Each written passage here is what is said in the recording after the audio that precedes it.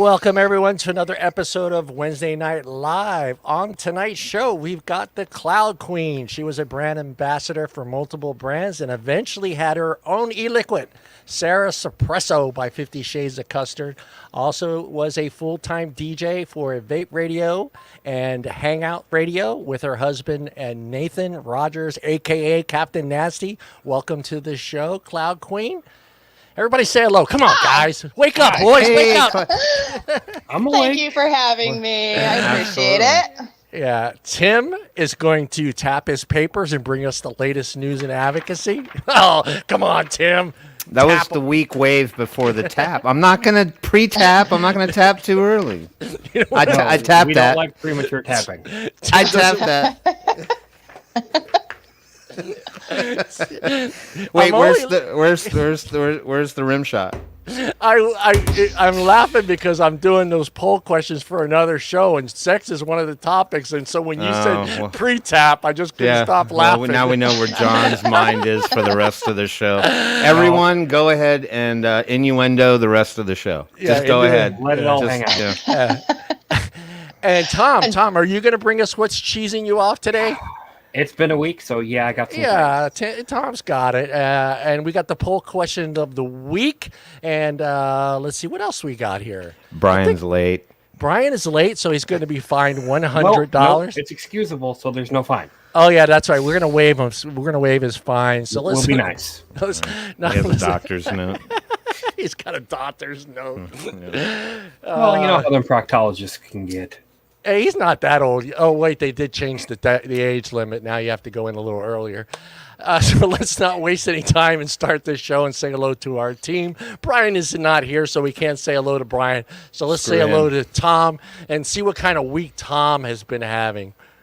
Oh, it's been a week, and you'll hear about it later. Hi, everybody in chat. Hi, Kloud Kween.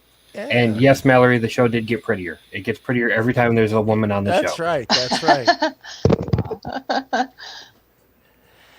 And Timmy, pre-tap Tim. All right, if it makes everybody feel better, I'll pre-tap. I don't want to do it with too much fervor. I want the anticipation to build. See, if I go in with the same energy that I do right before the news, it kind of ruins the whole intro into the news. So that you got a light tap. But I'm doing well. I've been basically like the Exorcist all week. Head's been spinning around, just spewing green stuff, trying to stay. Wait a minute, spewing. Stay up with everybody. Spewing green stuff. Haven't you ever seen the movie The Exorcist? Oh, okay. I don't know. There was all kinds of colored stuff coming out of her mouth. Yeah, so that I was don't know. split pea soup. Why is that what it legitimately was? I don't know. Yes. Yeah. I know my last name is Reagan. I've heard The Exorcist stuff my whole life. Oh, okay. Well, actually, the power of Christ compels you. Yeah, the power of Christ compels you. Well, no, interesting story to tether off of that is I lived in Arlington, Virginia, the majority of my life, and DC was right there. I mean, we were 10, 15 minutes away. We used to go walk the actual Exorcist stairs. They were right there on the other side of Key Bridge. And actually, our crew team from high school, that's the staircase they would run for conditioning before crew season. So, but anyway, that was a big attraction, and we still go back and visit it whenever I'm back in town. They can't get rid of the stairs. So they can get rid of the devil, but they can't get rid of the stairs. No, it's just like the Rocky statue. Philadelphia just can't get rid of it. They move it all over the city, but it's never going to go away. It's always going to be. The stairs are just so nondescript. Like you would think that it would have some kind of an attraction sign or like these are the Exorcist stairs. No, it's like there's like this crappy, shitty gas station right on the other side of Key Bridge, and there's this little cut in the wall. And that's the staircase. Now, mind you, in the movie, it looks like the priest flies out, or he threw himself out the window, and he just could go from that little house right onto the stairs. No, the house is like a long way away. So, movie tricks. Tricks. Yeah, it's pretty cool though. Get your picture taken on the Exorcist stairs. Yeah. I can imagine how many people set up that vomit scene on those stairs, which is probably why they don't want people to know about it. Yeah, we check for vomit before we walk the stairs. We know we don't want injuries, on the Exorcist stairs. Yeah, And our guest tonight, the Kloud Queen. Say hello to everybody, and we're going to go ahead and let them know a little bit about yourself. All right. Well, you want me to just start babbling, or you want to ask some questions? No, you just let everybody know a little bit about yourself, and then I have about 4 questions for you, and I'm sure the boys have some questions for you as well. For sure. Well, my name is Sarah. Realistically, I know everybody knows me as Kloud Queen. Anybody listen to Vape Radio or have been on Instagram in the vape industry, they know me as Kloud Queen. But no, I've been in the vape industry for about 6 years now. Started off just to quit smoking cigarettes and figured I would document my journey along with my husband and a couple of friends of ours. And that's kind of where it began. And I started getting messages saying, hey, we love this and we want to support you on your journey. And that's when I just said, you know what, this is what I want to do. And it was a passion of mine because I saw what it was doing for me and my family. And it just kind of took off from there. You know, I am a mom, I'm a wife. So I do have a lot going on outside of the vape industry as well. So just trying to show what I guess vape has done for my family, and the education it's given my kid has been super valuable. So, you know, my journey over the last few years has been just to focus on this industry, to advocate as best as I can, and to make a lot of friends and keep that community alive. As for on the personal side of things, I play a lot. I goof around a lot. I'm hardly ever serious, and some people don't like that. But you know, you got to live life as fun as you possibly can. I'll look at you. Yeah, there's me. There's you. You're up there. That's her page. I put the link in the chat, guys. There, go check out her page and give her a follow if you're not following. I've been following her for many years now. Honestly, you were one of my very first. You really were. I remembered you from the very beginning. Yep. Yep. Gosh, it's hard to talk about myself. Lead me. I could go on you forever. Can do it. You can do it. You can do it. All right. So we'll give you a lead. So what? I mean, when you said you got into it to document your journey and quit smoking, what attracted you to vape? Like, what was the thing that kind of kicked off the whole engine rolling? Like, did you just wake up one day and go, hey, I'm going to try vaping? Or did someone introduce you to it? Oh, gosh, no. I was like, this is a joke. I am never going to do this. I had people coming to my house going, girl, you need to switch. And I'm like, sure, let me light my cigarette. You enjoy your whatever. And it was just a total joke to me. So eventually I was like, okay, fine. I'll go to the mall. I'll go to the kiosk and I'll get the little thing that looked like a cigarette and I'll try it. And it was trash. It was trash to me. It didn't work. I wanted nothing to do with it. And that's when my husband goes, no, we're going to drop some cash. And back then it was not cheap if you wanted a good, sub-ohm setup.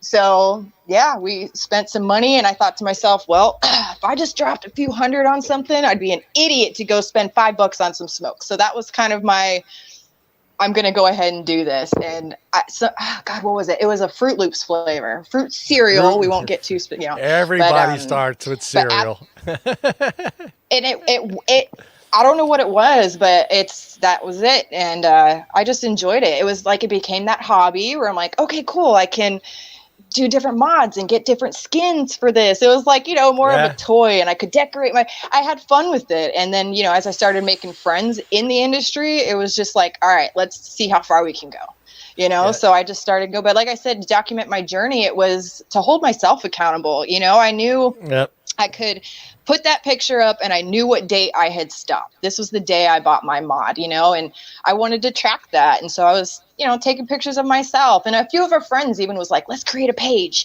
where we could show off our stuff. Because this was years ago when it was, nobody had seen that, nobody knew. And it wasn't like you had 1,000 vape groups or vape and all, so we were like, let's do that. And it was just something goofy for our friends to do when we were like, all right, we're just going to do this together. Right. And, I never looked back, because that right there was when it worked. I needed that sub-ohm device. Anything other than that was not going to get it for me.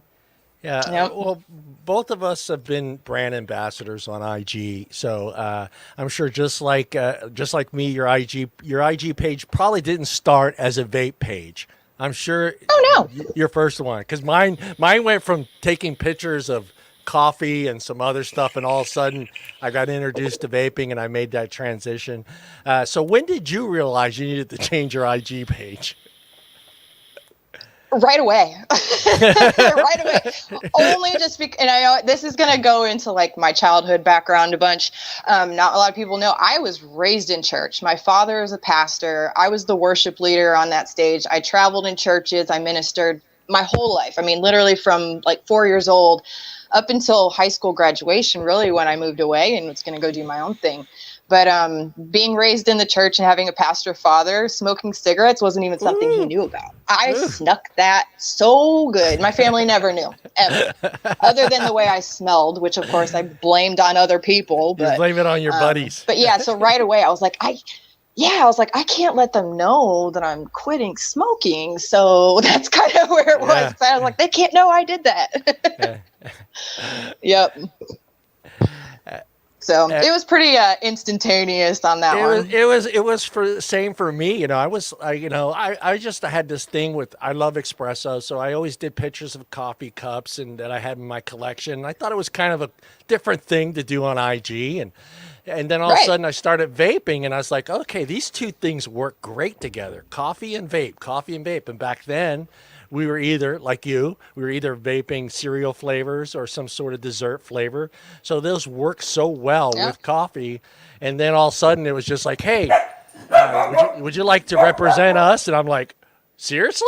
I was like, I just took a picture of a bottle of juice, a mod, and an espresso cup. And now all of a sudden you want me to represent your company. And so but you've always taken amazing photos. You really have. Thank you. I appreciate that. You're welcome. At the beginning, when that all kind of took off, were you like me? I was like, I had someone that actually kind of helped me out in the beginning, and they were like, hey, don't say yes to everyone because you may not like what they have. Tell them to send you a sample. You taste it, you like it, you'll promote it. Where that's kind of getting to my question is, did you feel that was changing about 4 years ago, 3 or 4 years ago? All of a sudden, I started noticing a lot of people just like, well, 2 weeks ago you hated this brand. Now all of a sudden you're representing this company on your page. You know, that's tough because when you consider it, okay, I'm just doing my job. Yeah. You know, but at the same time, you're also representing a whole lot, you know? So it was hard because I'm like, okay, I could use this money or I could use this job right now. But, you know, what does that say about my, I don't know the word to use, not reputation, but that trust in the future, you know, where I say, this juice is great, you go get it. And the next thing you know, you find out they're completely illegal or they're using this and that. And you know, it's like, I did have to start eventually asking first, going, hey guys, you know, have you submitted? Does it have to end? You know, and I hated every moment of that. I really did. Yeah, I had my checklist, and one of the things on my checklist was I had to like it. If I didn't like it, I wasn't going to take pictures of it. Number two, was it easy? Was it easy accessible? Was it something someone could get? Because I ran into that situation where it was just like, I had the juice, but absolutely nobody else could fucking get it. And I was like, this is stupid, you know? Right. So and that is true. Yeah. That's happened I had a couple of, I had those small guys that, you know, were making their juice out of Lord knows where that were like, let me just send you a bottle. And then of course they'd send me one with a computer printed sticker of me on it just to make me feel special. And, you know, so I was like, okay, I'll do that for you. And then obviously none of it ever went anywhere, you know, because it was just one of those things where it was like, here they call it the bathtub juice, if you will. And I definitely had my fair share of those where I had to just go, I want to look as professional as I want to feel, you know, so I had to kind of, I did have to throw some nose out once in a while. Yeah. I'm sure you ran into it as well as I did with IG and seeing the transition that took place a few years ago with IG and kind of attacking our hashtags and making life really difficult for anybody promoting anything on Instagram. And it seemed like it got to the point where, well, I'll be honest, and I'm sure you've gone through it yourself. You know, when you go from 500 to 600 likes to all of a sudden you're barely doing 25, the wheels start rolling. It's like, okay, who's seeing my stuff? Who's not seeing my stuff? Did you run into that as well on IG? Yep. Yeah, you did. Oh, 100%. And it was almost panic, because here you go spending so many years investing your time and engaging. And all of a sudden it was that moment of, oh crap, like I got to figure something else out, Yeah. And you were, because I remember you were very engaging on your posts. You answered questions, because that's what I used to look for. Someone that was actually responding to questions and taking the time to actually. It's difficult to answer 150 questions on a post in your Instagram, but you actually went through the process of answering questions or linking people to the product, and which is awesome. Tom or Tim, you guys question for the Kloud Kween? Yes. Oh, Tommy! Holy shit! He was ready. Hold on. I gotta stand up for. Wait, geez, I'm shocked right now. Okay, I just got a head rush. Hold on. All right, I'm okay. All right. Are you okay, Tim? Yeah, I'm all right. Mark this day in the calendar, Tim. Yeah, I am. Okay. This one's going down in history.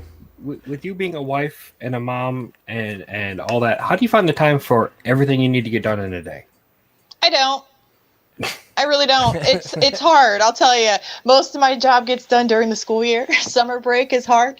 But no, honestly, my kid's a little older. It's not like I have to stop to change diapers and do stuff like that. So, it is easier.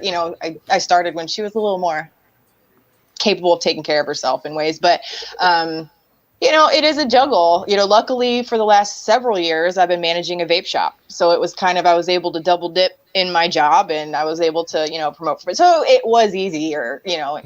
I guess I was lucky a little bit, but also my husband being a part of the industry as well, we could just do it together. And the kid's a fan, she's like, my mom is on Instagram, she loves it. So it's cool.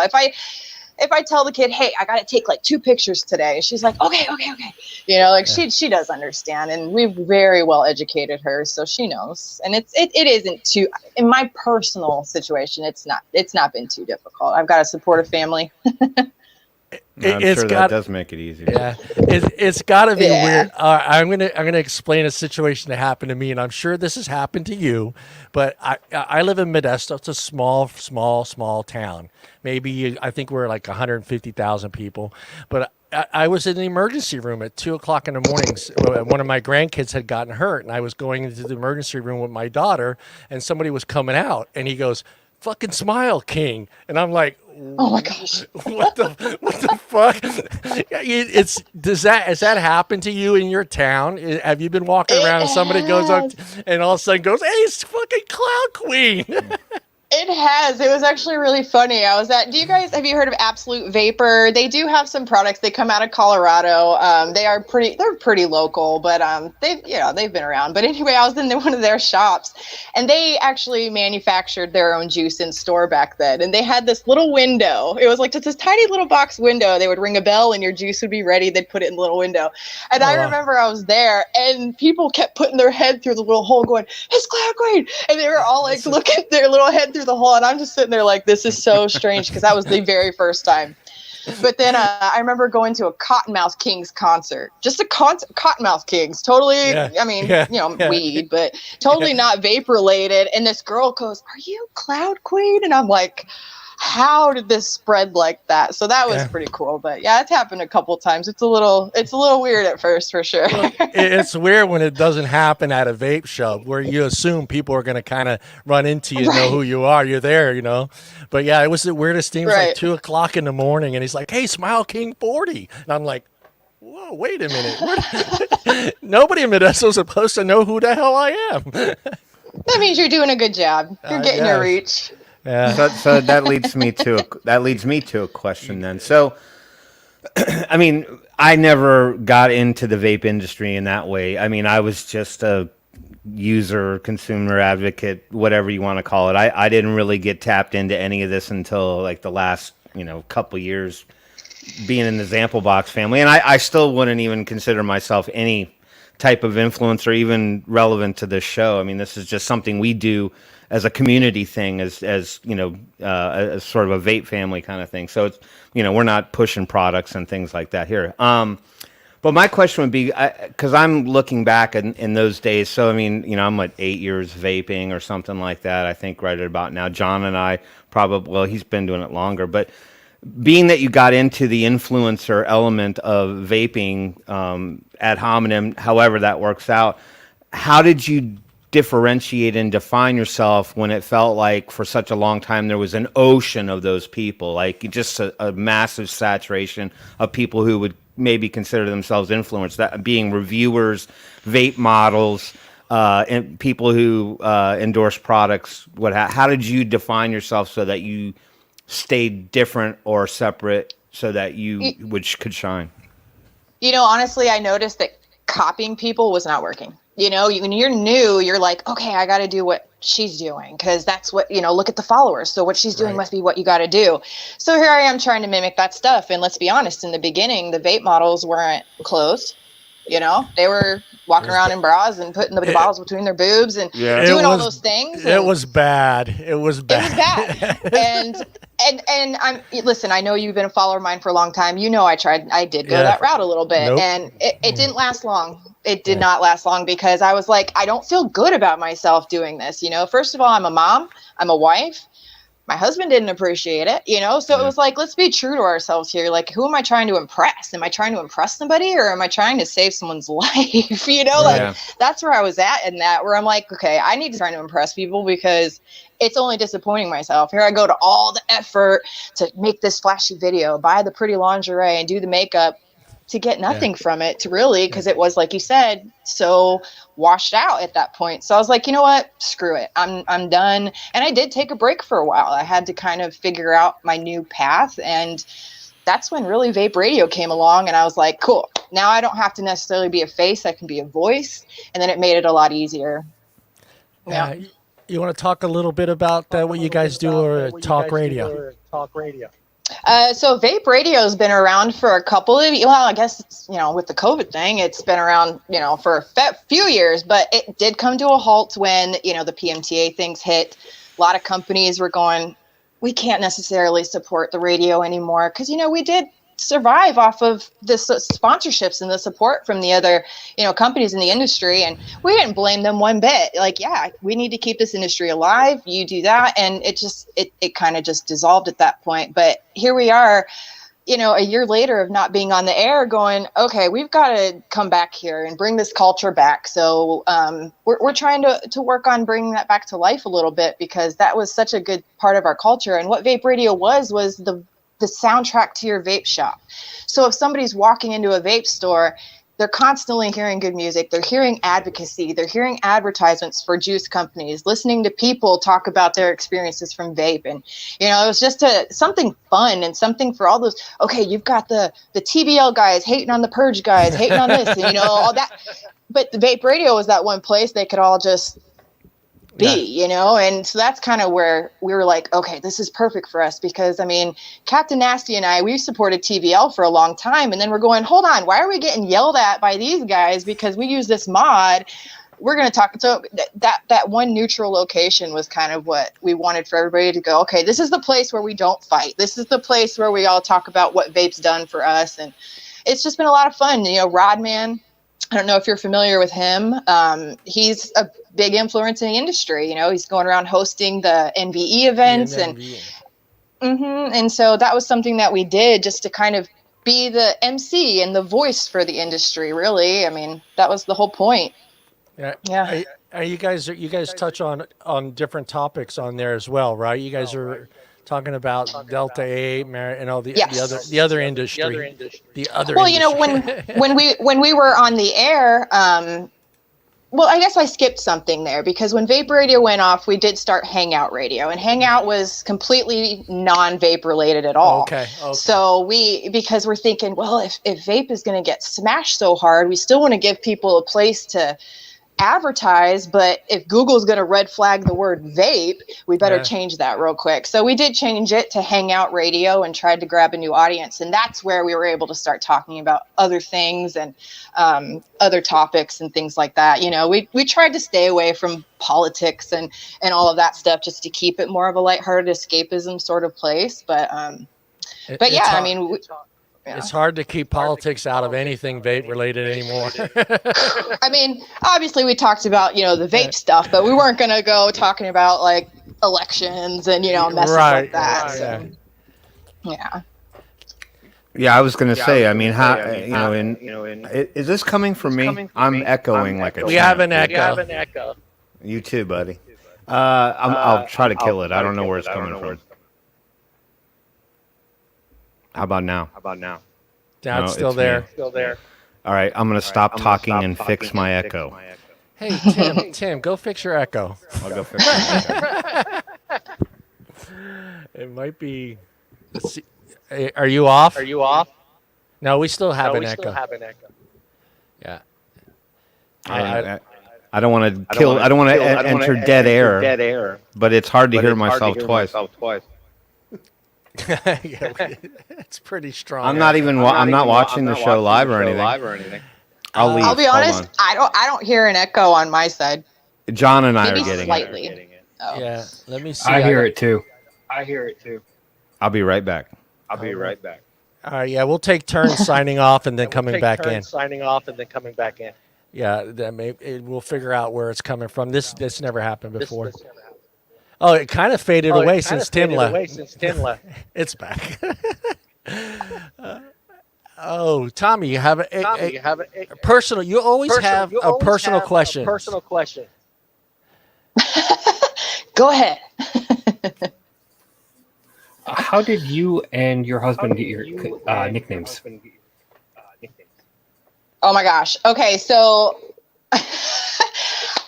right here, I'm a huge Cottonmouth Kings fan. Like I always have been. And when they call them the Kings and the Queens, and they spell Queen Kween, and I'm like, well, I blow clouds, so I am the Kloud Queen. That's where mine came from. Now, Captain, he as the sponsored snowboarder skateboarder back in the day, he was known as, because his real name's Nate, he was Nasty Nate. And so we just kind of changed it a little bit for him, so he became Captain Nasty. He says, I'm older now, I run this ship. Am I echoing now? Yeah, I still am echoing. You are still echoing. And you just brought it back. It was gone, and now it is back. All right.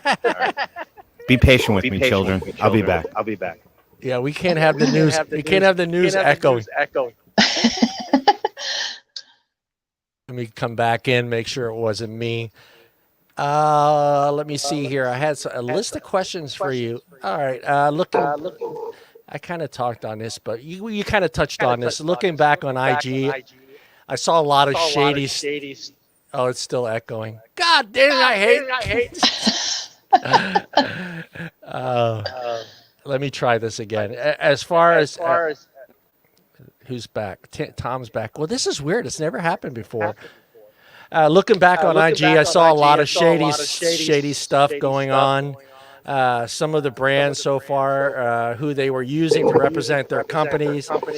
To me, it started looking like companies didn't care a bit who was who was using their product or even enjoyed their products. Only thing they cared about is how many followers you had. Yeah.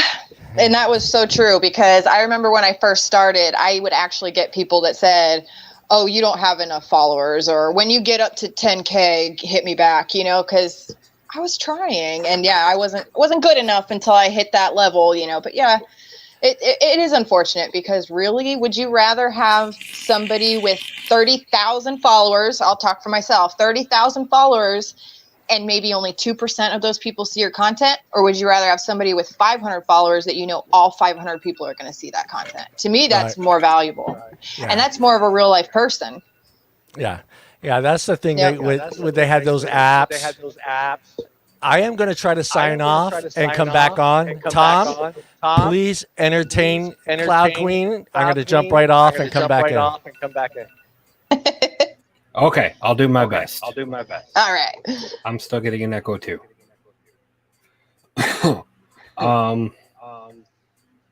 What kind of stuff do you like to throw on the grill? Oh, I'm a barbecue girl.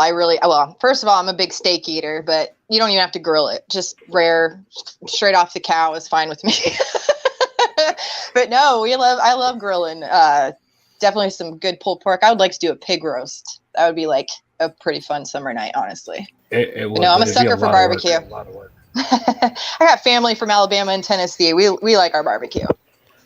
I was telling people this weekend I have a body by barbecue. Nice. Sponsored by Rotisserie Grills. Now we still have an echo, so what we're going to do is, can you sign back out and come back in, please? And see if we can get rid of. Yeah, Sarah, please. Yep. You got it. Yeah. Tim, How about now? Yeah, see, it's gone. It's I eliminated myself from the feed, and you did as well, and Tom did as well. So sorry, everyone. It wasn't you. It wasn't you. It's freaking me out. I was like, I couldn't do it. I couldn't do it because I was like saying my question. I was like, okay, just take the headphones off, man. Yeah. Right. All right, good. At least I know it wasn't me. That's understandable. Right. That works, but yeah, we don't use OBS. Yeah, we got away from that. We tried the Zoom/OBS route, and then StreamYard was just that much easier. Yeah, the OBS route. Unfortunately, the biggest problem with OBS is the delay, because sometimes you could have a 10-second delay to almost sometimes a 20-second delay, and that's just 20 seconds is just way too long of a delay to see comments, especially if you're trying to read comments. Who are you okaying, Tom? Who are you okaying? Corey. He had a big box of Fruit Loops last night. Oh, did he really? Yeah. With milk or without milk, Corey? There we go. Let's see how that works. Well, let's see. Was I the problem? Might have been. It might have been. Yeah, that's why we just kind of try to just eliminate each other one at a time. I know Brian said you were at the big rally. You want to talk about what that felt like for you, being out there and being around with all that? The vape rally. Were you at the one of the vape rallies? The DC. Yeah. In DC, yes, I was. Yeah. That was probably one of the most incredible, rewarding experiences I've ever had in my life. To be a part of such massive. There was like 4,000 people there. Yeah. A massive crowd of people, all for the same purpose, all with the same passion. It was awesome. I don't know if you guys saw pictures from that event, but there was a point where Trump actually flew his copter right over top of our heads, and every one of us pointed those signs up to the sky. We vape, we vote, and I don't think I stopped crying after that. It was pretty amazing. It really was a good time. That was actually my Twitter cover picture. Was the picture It was, and I bet 100 different people took that same shot because he was right there on top of everybody. It was amazing. There was a lot of. So what was it like having your own name on a bottle of e-liquid? That was fun, but I'll tell you, that was the first time people figured out what my name really was. I had an alias until that day, but no, 50 Shades of Custard was. I went through a dark point, in my promotional and influencer days. Some of those top models, like we referred to earlier, who were, it became a competition, and there was, some haters that I certainly had, and 50 Shades and Shane Haley, the owner of 50 Shades, literally was who scooped me up and said, don't quit, keep going, let me help you out. And so I started promoting for them, and he put me on the road, and we would go and do some shows. That show at ECC, I was there probably for 50 Shades of Custard. Yeah. And I knew, because his line of liquid was all girls, he had Tanya and all these different, Penelope, they were all girls. Yeah. And so he goes, okay, because me and Anastasia Autopsy, she, you know who that is. Yeah. She was another one of the promoters, and Shane goes, I want to do a signature series for you guys. So he asked us what we wanted our flavors to be. And just like you, I'm like, coffee. So I needed a coffee flavor, and that was So he goes, what are we going to name it? And I was like, well, Kloud Coffee, Queen Coffee. That's kind of dumb. And so we were going through all the names, and I'm like, okay, Sarah, we'll go with it. I'm like, Sarah Espresso. And he goes, Bing, that's the one. And so, yeah, it was kind of cool. It was meant to be just, so it was meant to be just like a signature series, very temporary, but it was a hit. So it was kind of cool. Yeah. But my face on the bottle, blowing a cloud. It was a pretty fun experience for sure. Yeah. I remember that. They're still around too, right? Are they Did they do their PMTAs, or are they?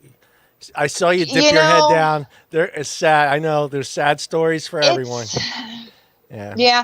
I mean, I won't say that they're done, but right now I'm not quite sure of the future. Yeah. Just totally honest. Totally honest. It's tough for a lot of those little brands that were just, Yeah. they were doing a good job. They had great lines, they had great flavors, they had clean promotions, and it's just going to be really, really difficult for those Yeah. who didn't get bought out. But that's the thing with Pretty. yeah. I mean, that was the fun part of it for me on IG, because there was like I mean there was a lot of new companies. I came in right at the peak of it when there was a lot of new companies, and Yeah.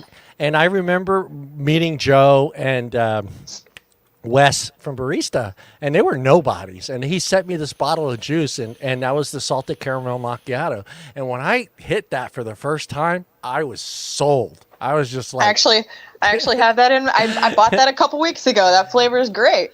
yeah, they were, just an up and coming company. Nobody, and now look at them; they're worldwide. They're, they sell more e-liquid in Europe than they do in the U.S. It's insane, but it was a fun time on IG, and the funnest part of it, maybe for you as well, was going to the shows, because everybody kind of knew your stuff, your work, and it was just seeing it, and then seeing.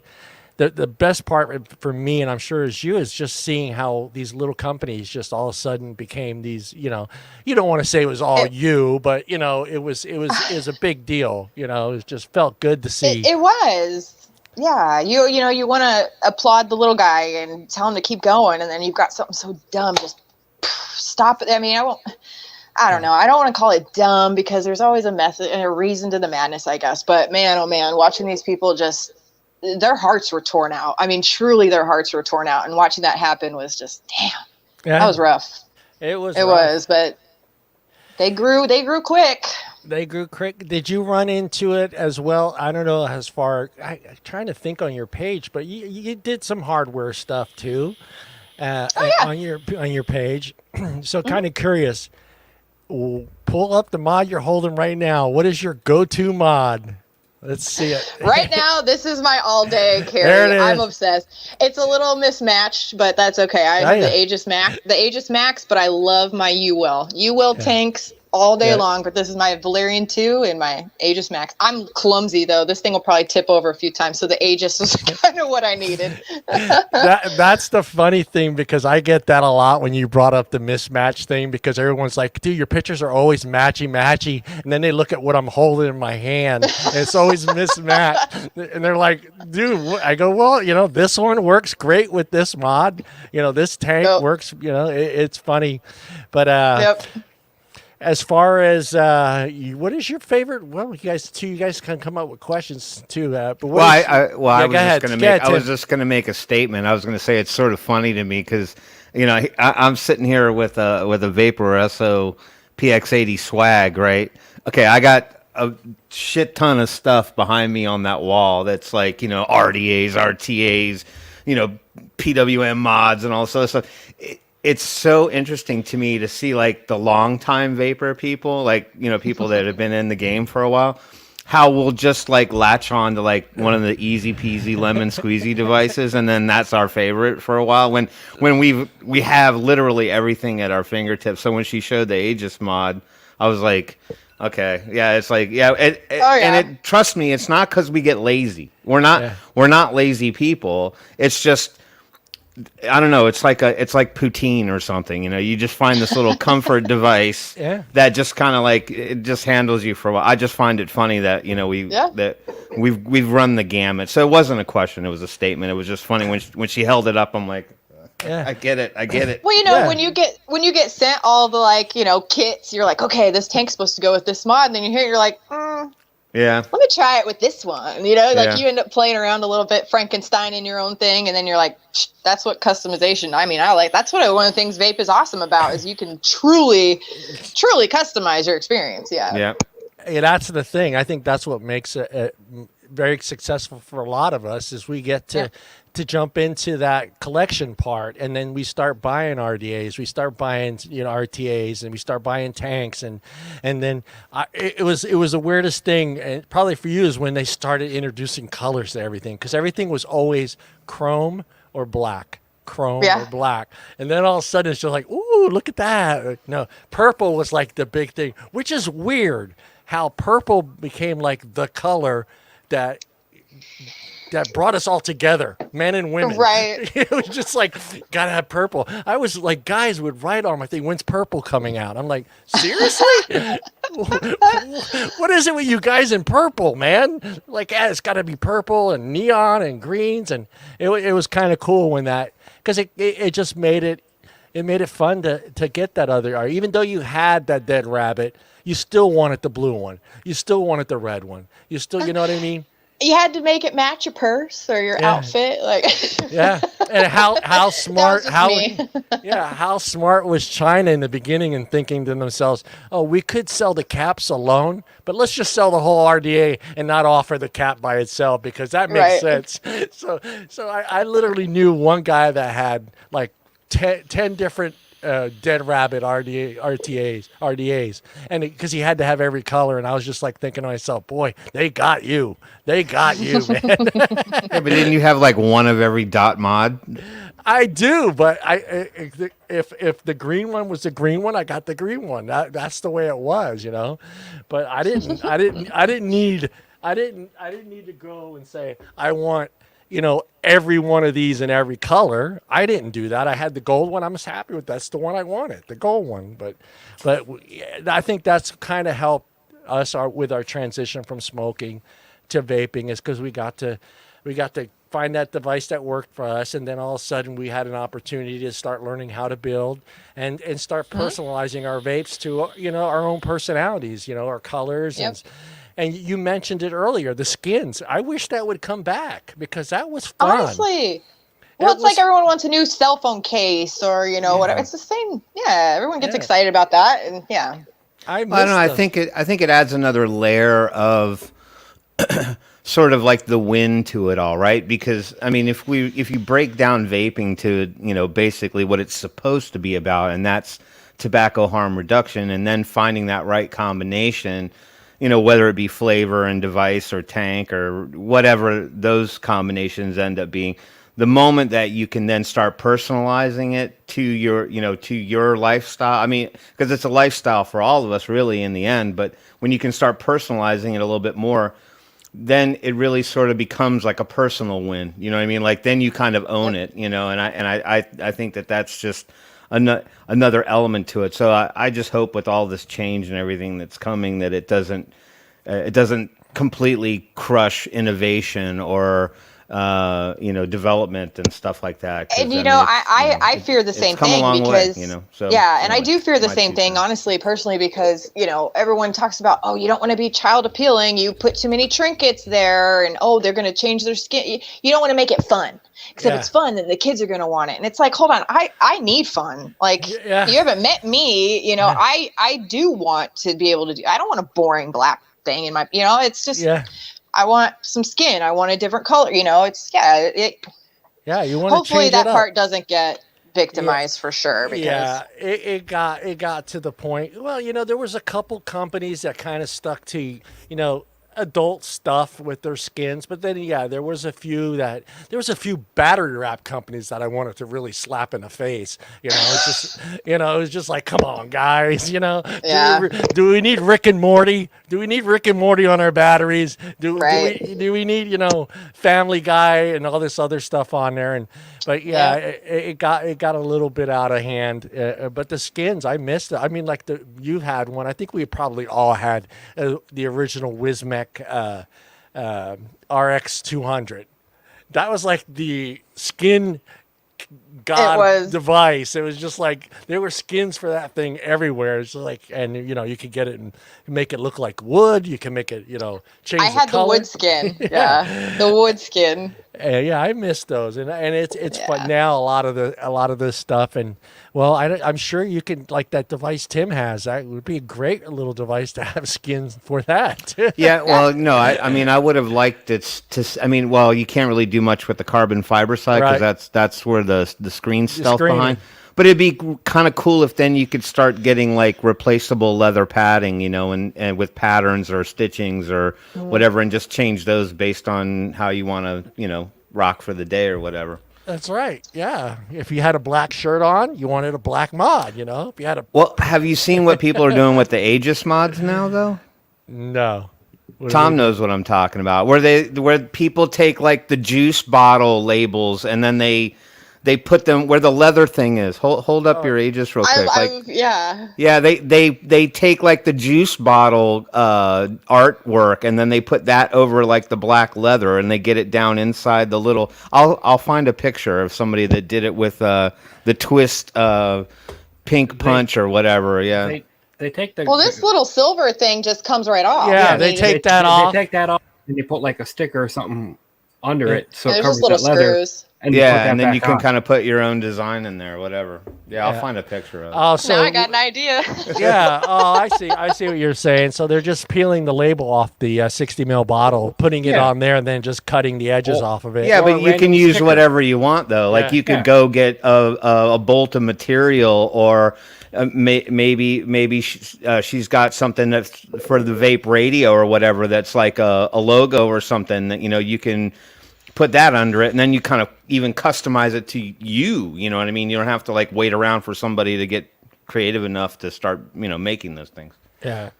I like that idea. Yeah. I never even thought about it. Yeah, I guess if that little part, there's only a couple screws there, you could just kind of take it off and then just use an X-Acto knife and cut the edges off of it. Yeah. Yeah, I'm pretty sure I can find a picture of something. I'm sure you could Google it. Yeah, We don't no. have our Google master hold- Brian here, with us yet. Here. Let me bring the picture. So what does the future hold for Kloud Kween? What's coming up for you as far as the industry or anything? Well, I've just recently jumped on board as a part of the team for National Vape Expo World Hemp Expo with Michael Wittenberg. Nice. So that's kind of going to be my new gig. I did start also working with Taylor Cage, who I know is your most, one of your recent guests Taylor's as well. in the chat. Hi, Taylor. So her and I are going to be working on a project together that you'll see here Nice. soon. And so, yeah, there's some things in the works, definitely coming back to life. Like I told you, we'll do everything we can to get Vape Radio back out there. And we're just going to hope and pray that becomes a thing. Cause man, I want to so bad. Is So- it something to do with the podcast companies not allowing vape talk, or is it just you guys need to get all back together and get it going? It's just, finding just the team and making it happen. Okay. It's, Yeah, because I was we're working. wondering. I was kind of wondering. I haven't really paid attention. Does Grim still have his thing going? Does he have a Grim- podcast, an actual podcast anymore, or is that gone? I mean, he still does the YouTube thing. He goes live all the time. Yeah, I was wondering if there was if Apple would actually allow a vape podcast. See, that was close. That was something that kind of started the end was that iPhone, and then they immediately just pulled, like, the app was no longer available for them, just because it was Vape Radio. So that was kind of like, okay, we need to change the name, and so that was sort of the reason why we did that. But yeah, it was a thing. God, what a bunch of assholes. I know. One With no word. warning, they just pulled the app, and we're going, hold on. Yeah. Well, yeah. I mean, it pissed off a lot of people there in the beginning when they pulled the Steam Engine app, because everybody used that in the beginning, for building coils, and then all of a sudden, like we're taking that off. It was a great, yeah. Yeah. What was the other one? I think it was Vape Toolbox. Was it called? Yeah, well, a bunch of anti-organizations kind of went on a tirade and started collecting names of like anything that was vape related in terms of an app, and basically went on a campaign to try to get them all shut down. And we were arguing back that was you're taking down effectively like coil building tools. They have, I mean, safety. Exactly. It's teaching battery safety and making sure that people aren't blowing up so that you can't post an article about how vaping is dangerous because somebody, had a hybrid mod or something like that. So it's dumb, like you said. It's dumb. They went after anything that just could be attached to vaping in any way. Implying that it was marketed towards kids. I'm like, no kid is using a vape coil. No kid knows tool. what Ohm's law is. Yeah, they're not. They're just trying to crack the surface with Common Core. No one is looking at your stupid Ohm's law vape tool. So it was a little unfortunate. They just attacked everything. They were grasping at straws. They were just trying to kill it as fast as they could, however they could. Yeah, and that was the thing with IG that kind of upset me. And it's just like, all right, did you get that feeling like, okay, this is gone. This is gone. IG is going to wipe this completely out. And I was just hoping and praying that somebody was going to step up and say, hey, this is our, I get a little frustrated, but I get mad because I can go to some IG pages and watch people do some of the craziest shit that's so super dangerous for you. And here you are going after someone that's holding a fucking mod in their hand, and you want to wipe this whole industry off of IG. But the guy that's out there pranking some old person at a supermarket is okay. That's okay. Yeah. Let's keep that on IG because, that's getting, but to wipe out our whole, not just our, I don't want to say the industry, but our community. Yeah. It was nuts. And it was just like, everyone's like, and I didn't believe it at first. I don't know if you did this in the beginning when it all kind of took place. Is a buddy of mine said, start a new IG account and then type in that hashtag and see if your picture comes up. So what I did is I went to my IG page and the hashtags that I used, and then I would type in that hashtag to see whose pictures came up, and mine were gone. They weren't even on the list. They weren't even but my picture had 350 likes, so it should have been up there in that list of photos. So what that told me was, if you weren't following me, you were never going to see that photo. Even if you typed in hashtag vaping. If you put in hashtag vaping, you weren't going to see that photo of mine. And that's when I started to realize, all right, they are really going after this, and they picked on a lot of us, and I'm not sure how they picked on you, but I got put on one of those fucking letters because one of the companies that I was doing pictures for was reposting my stuff but not putting the warning label on it. So I got in trouble for that. Yeah. I don't understand how that's. There you go. So I was going to lose. Ridiculous. I was going to lose 9 years of work for somebody's mistake or whatever they were doing. But it's just like, wait a minute. I posted the picture with the warning on there. Why didn't you just? What they did is they cropped that part out and then posted the picture of my picture without using the warning. And I'm like, this is your company.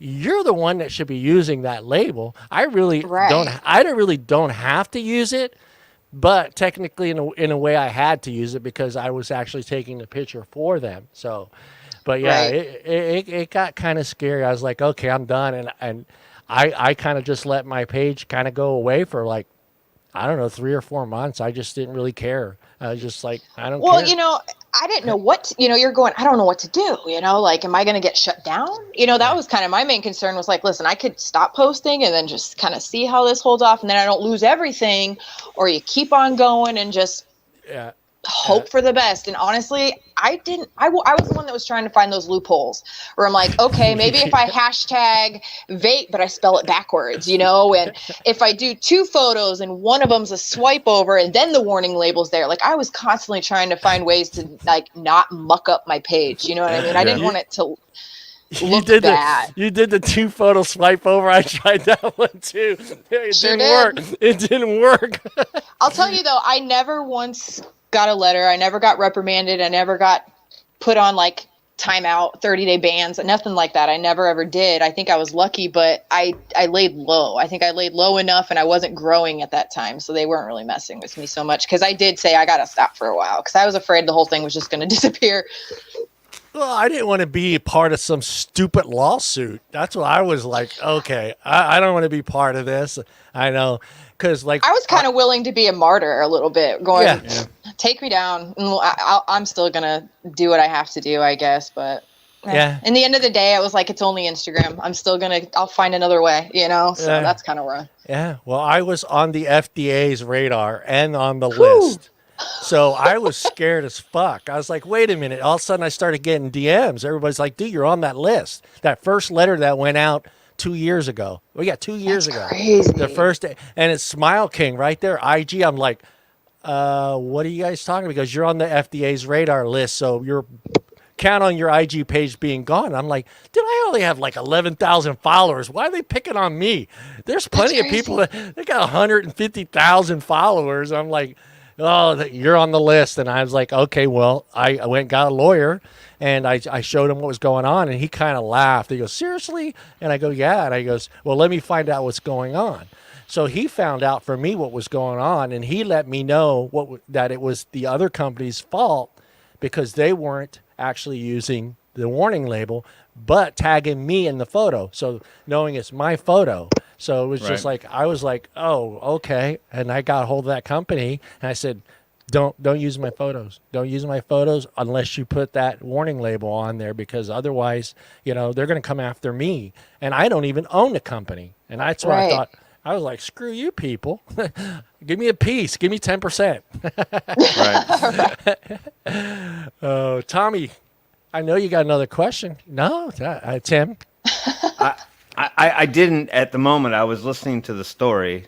But no, I mean, I did have a question. So in terms of vape radio, so I mean, obviously, we're still trying to preserve the industry in some, in any way, shape, or form that we can. But here goes the double talk again. But I'll ask the question anyway. So how do you guys dedicate a lot of time towards advocacy alone and trying to educate people out in the nether, in terms of ways they can go about addressing that advocacy? 100%. Yeah, I know on the Facebook page, Vape Radio Backstage, it's a group that they've had, and it's still active to this day. Even without being on the air, it's still extremely active, and that's where you'll find all of your advocacy groups and the, issues that are getting raised in certain states and how you can reach your, representatives, and all of that is there. And we all make sure that we're, staying on top of that so people at least know what's going on in their area or even other areas. I've made phone calls just straight to other states just because, and I encourage other people to do that. Like, maybe you don't live there, but your voice still matters. So, I mean, yeah, we definitely still keep that page active, which is with as much advocacy and information as we possibly can.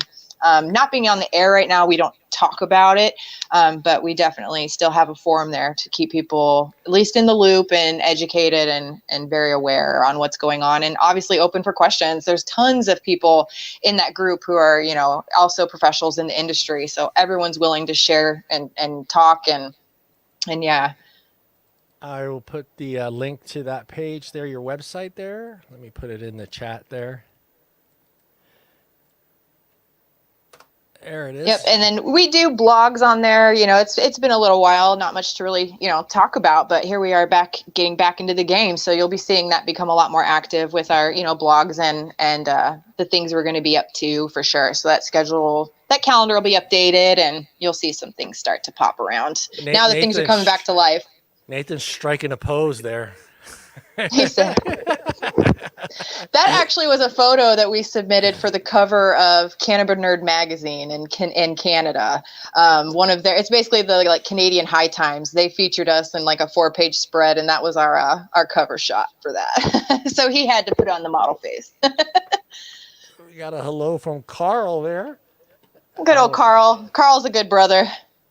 He's actually he's familiar with Barista too. He used to do a lot with Barista Brew. Oh, is that? I know who that is. Yeah. We got the echo back. Hello. Oh, I know Brian had a list of questions for you, so I'm hoping Brian can get on here. All he wrote was Never mind. Can't write that. Fuck, man. Corey has a question. Oh, Corey. Where's Corey? First e-cig setup. It was literally called the Colorado e-cig. It was a janky little mall kiosk device, and I'm not. If this word gets out, Colorado e-cig, I don't know if you're still in business. Good try. It was a good try. Yeah, it was just a rechargeable little. I mean, literally the only flavors they had were tobacco or menthol. And I think I got like a 24 milligram because I thought that's what I needed. And it was bleh. But my first real setup that got me to quit was the first Sigilli, the 150 watt Sigilli and the original Crown tank. That was my first legit setup. Yeah. It was funny because when you said the kiosk, because that's how I found my first. After the blue, we didn't have any vape shops here in Modesto, but someone told me, yeah, you can find e-liquid at the kiosk in the mall. And back then I was a grown man. I'm still a grown man, but I didn't go to the mall. Shopping at the mall. I was like, you're forcing me to go back to the mall after all these years. Right. And the guy had a kiosk. He had a bunch of 18 mil or 15 mil bottles for $30. I think mine was probably sitting around like 50, 60 to get us started out. So yeah, it was.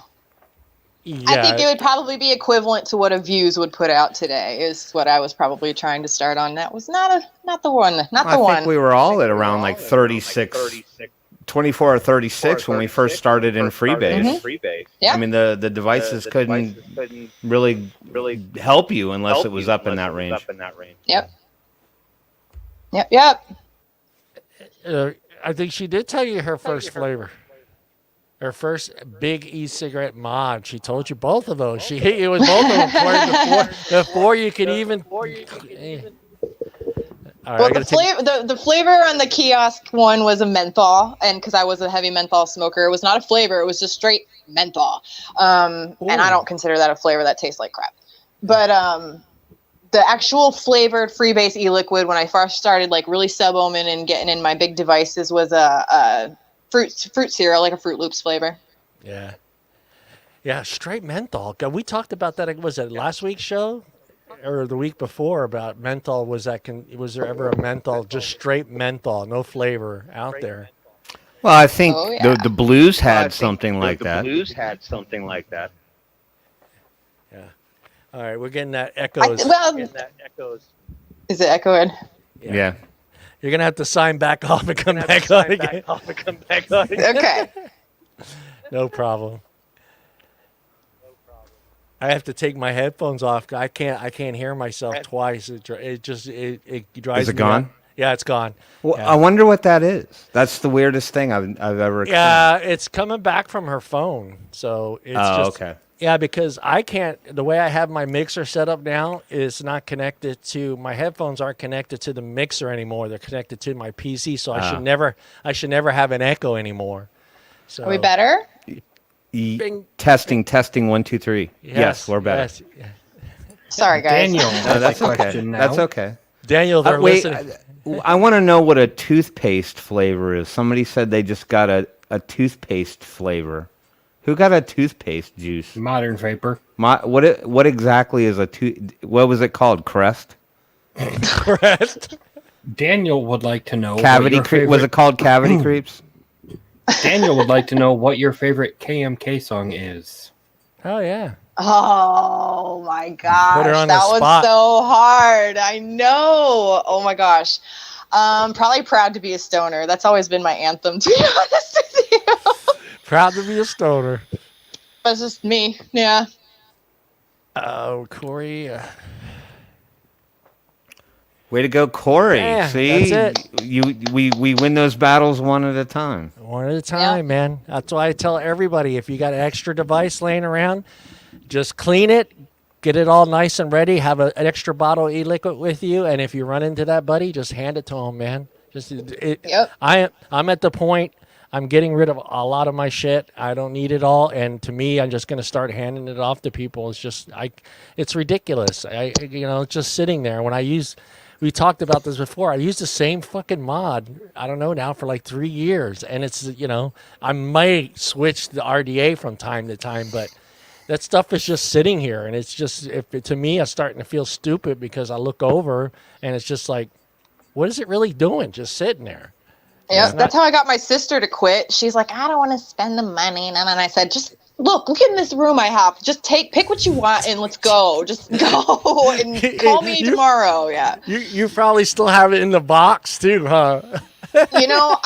We just moved, so everything is actually in a box right now. But I actually had it like, I used to tell people my vape shop, I had a spare bedroom that literally looked like a vape shop because I had everything on the walls like it was a retail display and stuff. And then I'm like, I don't even use look, I see. Yeah, you got to care for your stuff. It was like more a museum, and then it kind of turned into a graveyard as I started slowly killing my mods. But I never got rid of them. Even the broken ones were still up there, nice and proud. And yeah, the shelf queens. The Sigelli P4 that still is broke, but it just sits there. It just like I can't get rid of it because it's kind of like a real special mod to me, and it's like it doesn't work anymore, but I keep it. I have like 30 Me Pods. None of them work anymore, but they're also pretty because they all have all the different. I was like, I'm keeping them all. Well, yeah, those you have to kind of keep because there's kind of artwork on there, you know. Yep. The leather and the different colors and the different materials. That was unique. I still use the Me Pod. Yeah, that was a unique device when that first came out. It was a very unique device, and that thing was pretty much is pretty much the I hate saying the word, but it's the pods. What are the ones that we're fighting with? I have had a brain fart right now. Jewel. It's pretty much the beginning of Jewel, because those kind of like I'm not saying it was Jewel type, but it sold like Jewels. Everybody had a Me Pod. Everybody. Every show you went to, somebody had 2 or 3 hanging on their friggin' neck and different flavors, but that was a unique brand, unique style, and it was and probably you agree with me, it was an adult looking device. It wasn't something you thought you were going to see hanging on some kid, some 18-year-old or 19-year-old kid. They had nice leather. They had style to them.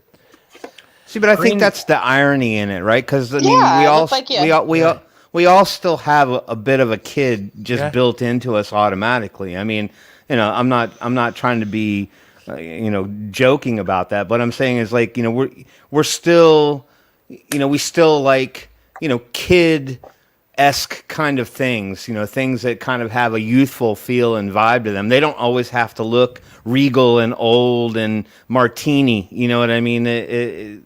So that's why I still have a huge argument with this whole attack on the whole thing. It was aimed at kids. It's like, no, it's like, we still like to go on roller coasters and still like to do things that, kids like to do. So we still play video games. Well, of course, and that's what I'm saying is, that's the irony. And I mean, remember the one mod that looked like the Nintendo controller? Yeah. You could have 100 arguments about whether or not that was aimed at kids, and that's not true. I mean, you've got a bunch of nostalgia gamers who still like, reminisce about on the Nintendo system, or you still use it for that matter, even if it is an emulator or whatever. But I mean, it's not about kids; it's just about feeling youthful, and I think that's especially not the Nintendo controller. I have still my old Nintendo, and I handed the controller to my 11-year-old, and she goes, "What's this?" What is that? Yeah. It's like that's not something they give a crap Why is about. it so that big? Was for us, yeah. Why is it so big? Yeah, or she complains about the hurt thumbs. Yeah. Oh goodness. Yeah. You tell her about the carpal tunnel she's gonna get if she keeps using it for more than a couple of weeks.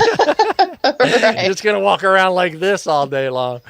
Yeah, I mean that's the most of us, I'm a child of a teenager of the 80s, and Tim is as well, and a lot of that stuff is making its way back because let's be honest, we didn't have a lot of money when we were teenagers, and now we do. So we'd like to have those things that we had in the 80s. So, and it's coming back, a lot of that stuff. It's like my buddy just bought a ping pong machine. He's like, I've always wanted a ping pong machine since I've been a teenager. And he went and bought a ping pong. So it's just, that stuff comes back. We're all, like Tim says, we still have some kids' heart in us, so. Yeah. Hey, me and my husband just bought some electric scooters just so we could Nice. goof off. You know, Right. that's kid stuff, Yeah. supposedly. The only thing we have to worry about is breaking our hips. No, that's just you and Tim. Seriously. 'Cause you guys are old. Ah, come on. Oh man. Green Thumb would like to know indica or sativa. Yeah. Depends on the time of the day. I was gonna definitely say. get my.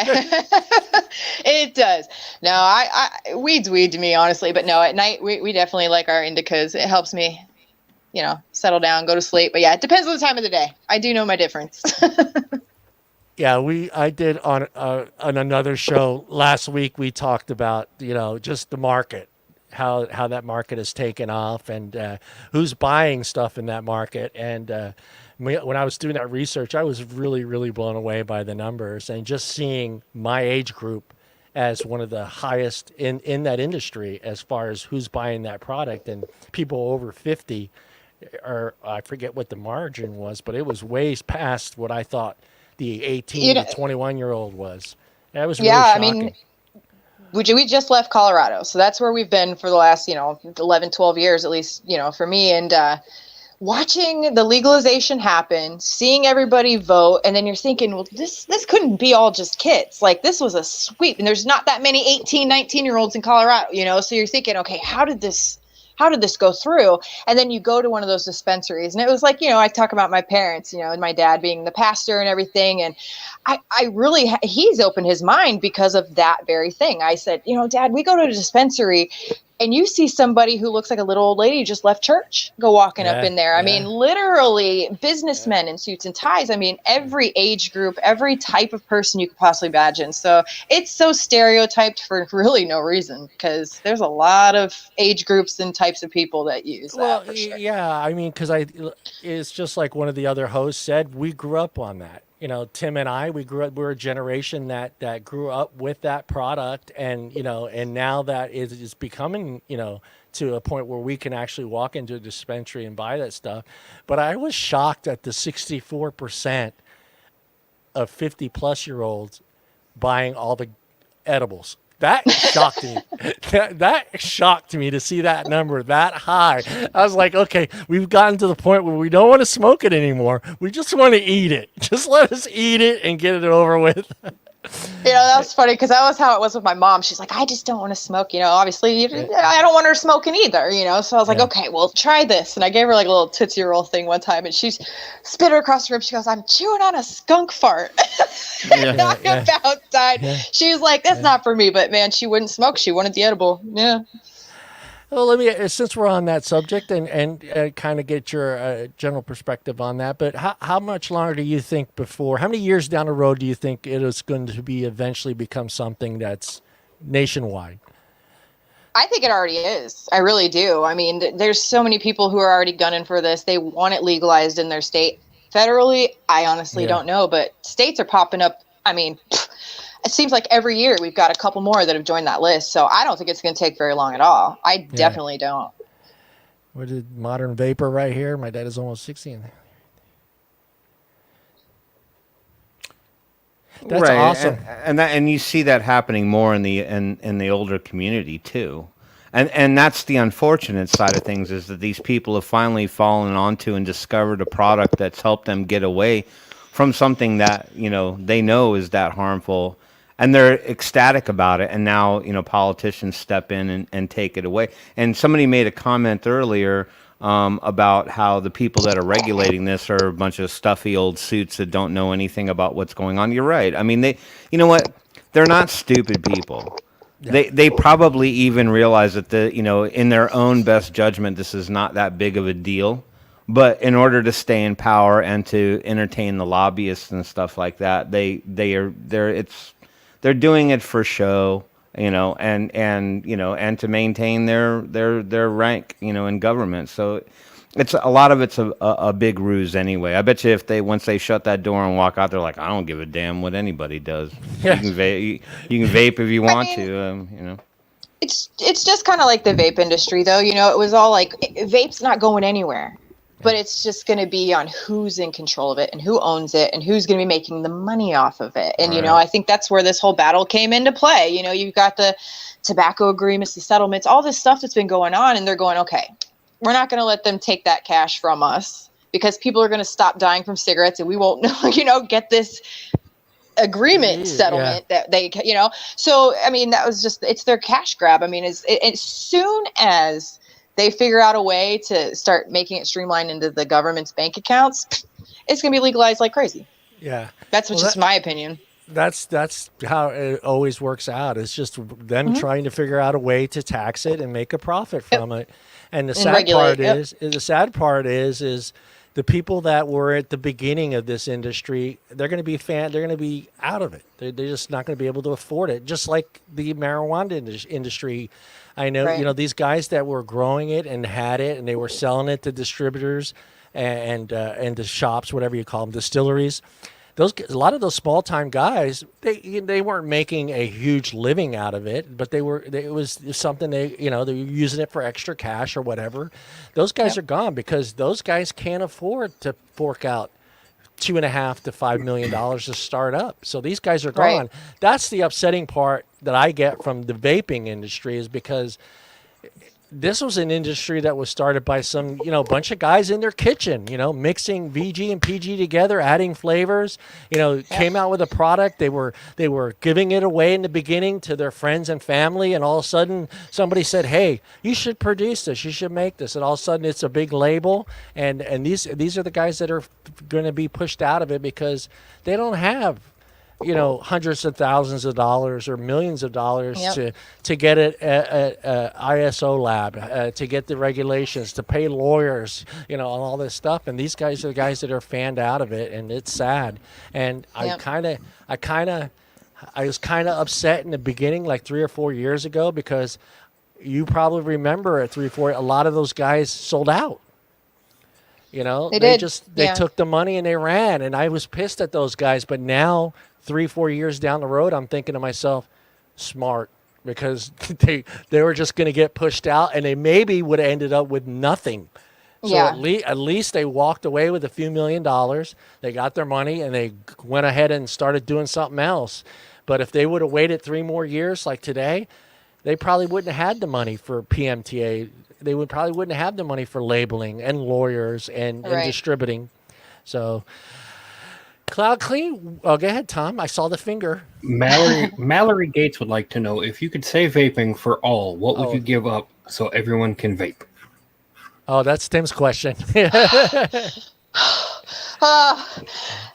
had a feeling you were going to ask that question, and that was a tough one. Okay. Gosh, I'm a simple person. I don't cherish a whole. I'm not like, I can't give up when it, but honestly, gosh, I would happily give up coffee. I'll just say that. That's how important this is to me. I would happily give up coffee. Let's reword that question. What element of the vape industry would you be willing to give up if you could? Even if it could be just one thing about vaping that you could say, all right, I'm willing to throw that away if it means saving the greater vast majority of vaping across the board. Just rewording that, I only have to think. Salt Nick. Okay. Salt Nick. So that tends to be the most common answer. Salt Nick. I think you can get even more granular. I think a lot of people would say that the high, like 50 to 60. Yeah. Yep. The high nicotine, it's not necessary at all. Yeah, and probably for very, very, very few in the grander scale. And then you have a hard time with some people even answering that question because they're like, well, it's tobacco harm reduction. You don't know what anybody's going to need in order to defeat that. But I think and that's fair, because you know what? When I did work at a vape shop, I would have customers that are like, I'm just now quitting. I need something that's going to work. And to be fair, listen, Salt Nick does work. It does work. It gets you that instant fix. But long-term use, I don't ever recommend that at all. Yeah. And I would tell my customers, you come in, listen, I'm going to get you this setup. I'm going to give you a 50, but I'm not selling you another 50 in 1 week. So Yeah. come back in a week, you're only going to get a 25 from me. And then after that, I'm only going to sell you a 12, and I'm going to keep bumping you down. And I would let them know that in the beginning. I said, because this is not going to be good for you. You do not want to use this longer than a month. Straight up, I would tell them that. Like, that's just your own timer for that level of nicotine. This is to help you get off, but then you need to get off of that real fast. So that long-term use of that high nicotine, I mean, in my own personal experience, man, it'll give me a headache. It makes me feel sweaty, and it's just I can tell that I've got too much. And I quit after smoking for 17 years on a 3. So I mean, it's you can do it. Yeah, that is crazy, because in the beginning, I remember we were all 18, 20, 21. I was a 6. Yeah, the whole time? When I hear the whole time though, too. I mean, Yeah. When I first quit smoking, I was a 6 milligram for freebase. Salt wasn't out yet. Yeah, salt wasn't around, but yeah. And I just recently dropped to 3 about almost a year ago now.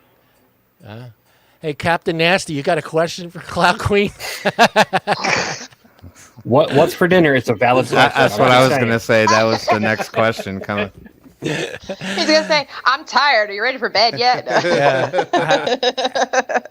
I got one more question for you, and then we're going to do some. Tim's going to do the news for us. But how's it been working in a vape shop? Do you get that satisfaction? I mean, it's got to be satisfying when, like, you're just talking about setting up a new customer. How's that feeling for you? It was the best. It was where I belonged. I had worked in the restaurant industry when I was first starting in the vape. I was a full-time restaurant. I wasn't just a server. I was a restaurant manager. So I was there all day and night doing, constant labor, never stopped walking, lifting box. It was hard work, and I'm not a strong, big girl, so I was like, it was rough for me. It was a lot of stress for me, and working with a bunch of like 16, 15-year-old employees, I'm going, oh my gosh, it was just stress. So all of a sudden I find this vape shop that needed help. They literally asked me, they said, come and help me. I'm like, hold on, you mean I can leave this horrible, stressful job to go do something like that? So I was in it. And from that moment on, I honestly don't think I could happily work anywhere else. I mean, it's being in this industry is what, but yeah, having those regular customers coming in, and they could talk to me about their progress and laugh with me about things. And, you make so many friends and relationships. It was the best thing that I think I had ever done, because I did want to say, I don't say I personally changed people's lives, but I knew I took part in, making those people at least think differently about their addiction. And, that meant something to me, and it always will. And if I can get into another vape shop, I will. Right now, like I said, we just moved to Ohio, and that's where we, are based now. And so all Ohio vape shops. Kloud Kween is looking for a vape manager's position. You can get in touch with her. Where in let me get in there. Yeah. Not that we're trying to find your house, but like where in Ohio? Like we are actually in Mayfield, Ohio. About 15-20 minutes northeast of Cleveland. Oh, okay. So, I lived in Sandusky for 5 years, and my dad worked at Cedar Point Amusement Park. So anyway, I've told Nate, I said, this is where we're going this summer. We got to go to Cedar Point. Yeah. That was the best place ever. Yeah. It's an awesome park. We want to thank you for coming on the show. It's great to get to know you. You can stick around if you want while Tim do. I know it's late for you there. If you want to watch Tim tap his papers and read off the and run my mouth. I'll hang out. But no problem. Want to go. Oh, okay, great, perfect. Then we'll get your input, because one of the articles actually kind of has I don't know, an opinion. We could comment on that. Yeah. Okay. Daniel said, what did Daniel write here before you? Yeah, he did, and Tim got to go to the park for free, that bastard. Damn Skippy. My very first roller coaster ride was the Magnum at Cedar Point. That was my very first roller coaster. I remember that. Wow. All right, Tim, though. Did you get to fucking cut in the line, too, as well as get in free? Well, okay. It was between the ages of 1 to 5, so I wasn't really able to get on any of it. However, because Dr. Roos, who was my dad's like great uncle or something, that he owned like 80% stock in the park. Yes, we got to go. I hate you. Cut in line when we got older. Sorry. All right, Tim, let me give you your bumper. Where is Tim's bumper? There it is.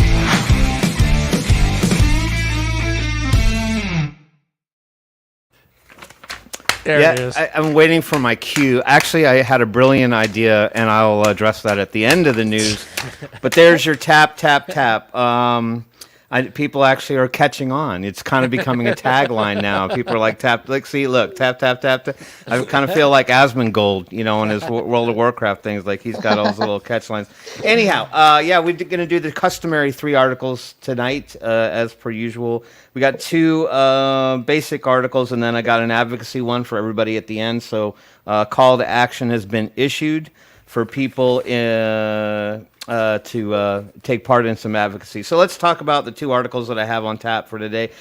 Lots of news kind of coming out this week. This is the one article that I wanted to talk to everybody about and get their opinion on. So from the panel and or the chat. The first, let me share my screen. We need visuals. Yeah, I was waiting. I had my finger on the mouse button. We've been on a Juul hate on Juul tear. So I don't want to interrupt anything. So let's just continue the theme of hating on Juul. But hold on, where's my share button? Share screen. Yeah, that's how we all feel about Juul. Let me make sure I'm sharing the right thing. Okay, sorry. Everyone disregard the LED lights at the top. Yeah, I wonder what Tim's buying. I must have been looking at LED lights or something to that effect. So obviously you can see the power of social media trying to advertise to me. 40 million. Yeah. So anyway, this one was a recent article that dropped a couple days ago. I don't know if anybody even heard about this. But it's a little recent. But Juul's been under a lot of heavy fire from a lot of different angles. Rightly so. I think in common circles, you'll probably hear people say that they kind of feel like Juul was probably the beginning of the end for us. They kind of came in and strong-armed the market and kind of put themselves on the front line. And of course, when you hear all the antis talking about how vaping is big tobacco and all that stuff, they're not.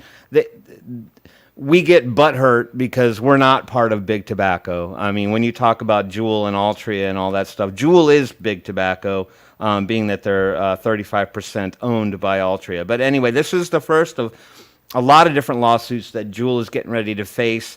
They're getting ready to go head-to-head with a lot of states, municipalities, counties, a lot of people that are ready to take them to task over the idea that their marketing campaigns were targeted towards teenagers and youthful people, therefore kind of igniting the whole craze and the epidemic that the kids are all vaping now because of Juul. But look, I can't help it if some kid wants to shove 16 Juuls into a styrofoam cup and basically inhale clouds. But Juul basically decided to settle out of court.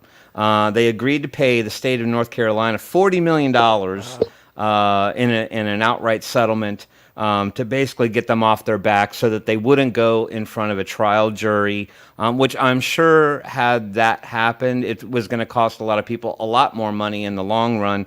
But if they had been found guilty, I'm sure that they probably would have been on the hook for a lot more than $40 million. So when you think about Altria and Juul, which are billion-dollar organizations, $40 million is pretty much chump change compared to that. So basically, like I was saying, the settlement allows them to forego a jury trial, which was slated for I think it was July this summer. But it's interesting to note that once these lawsuits came out and they were getting ready to be taken to task, Juul just started pushing for out-of-court settlements almost immediately. Like that, this is the end result that they wanted to reach. Only because, as you'll see, I mean, they got them lined up, right? So right after North Carolina, you have a lawsuit coming in from California against Juul. Massachusetts is another one that's coming after Juul. New York and Washington, D.C., they've all filed lawsuits against Juul. So Juul's going to be kind of shoveling the cash here in pretty quick order. The baseline accusation behind all this is that Juul knew or should have known that it was hooking teenagers on the pods that contained high levels of nicotine. Once again, the argument is if you could get rid of those are even 60 milligrams per milliliter, which one pod is equivalent to, I believe, how many packs of cigarettes is it? I think it's 2 packs of cigarettes or something to that effect. So you're just shy of a carton on a 4-pack of Juul pods.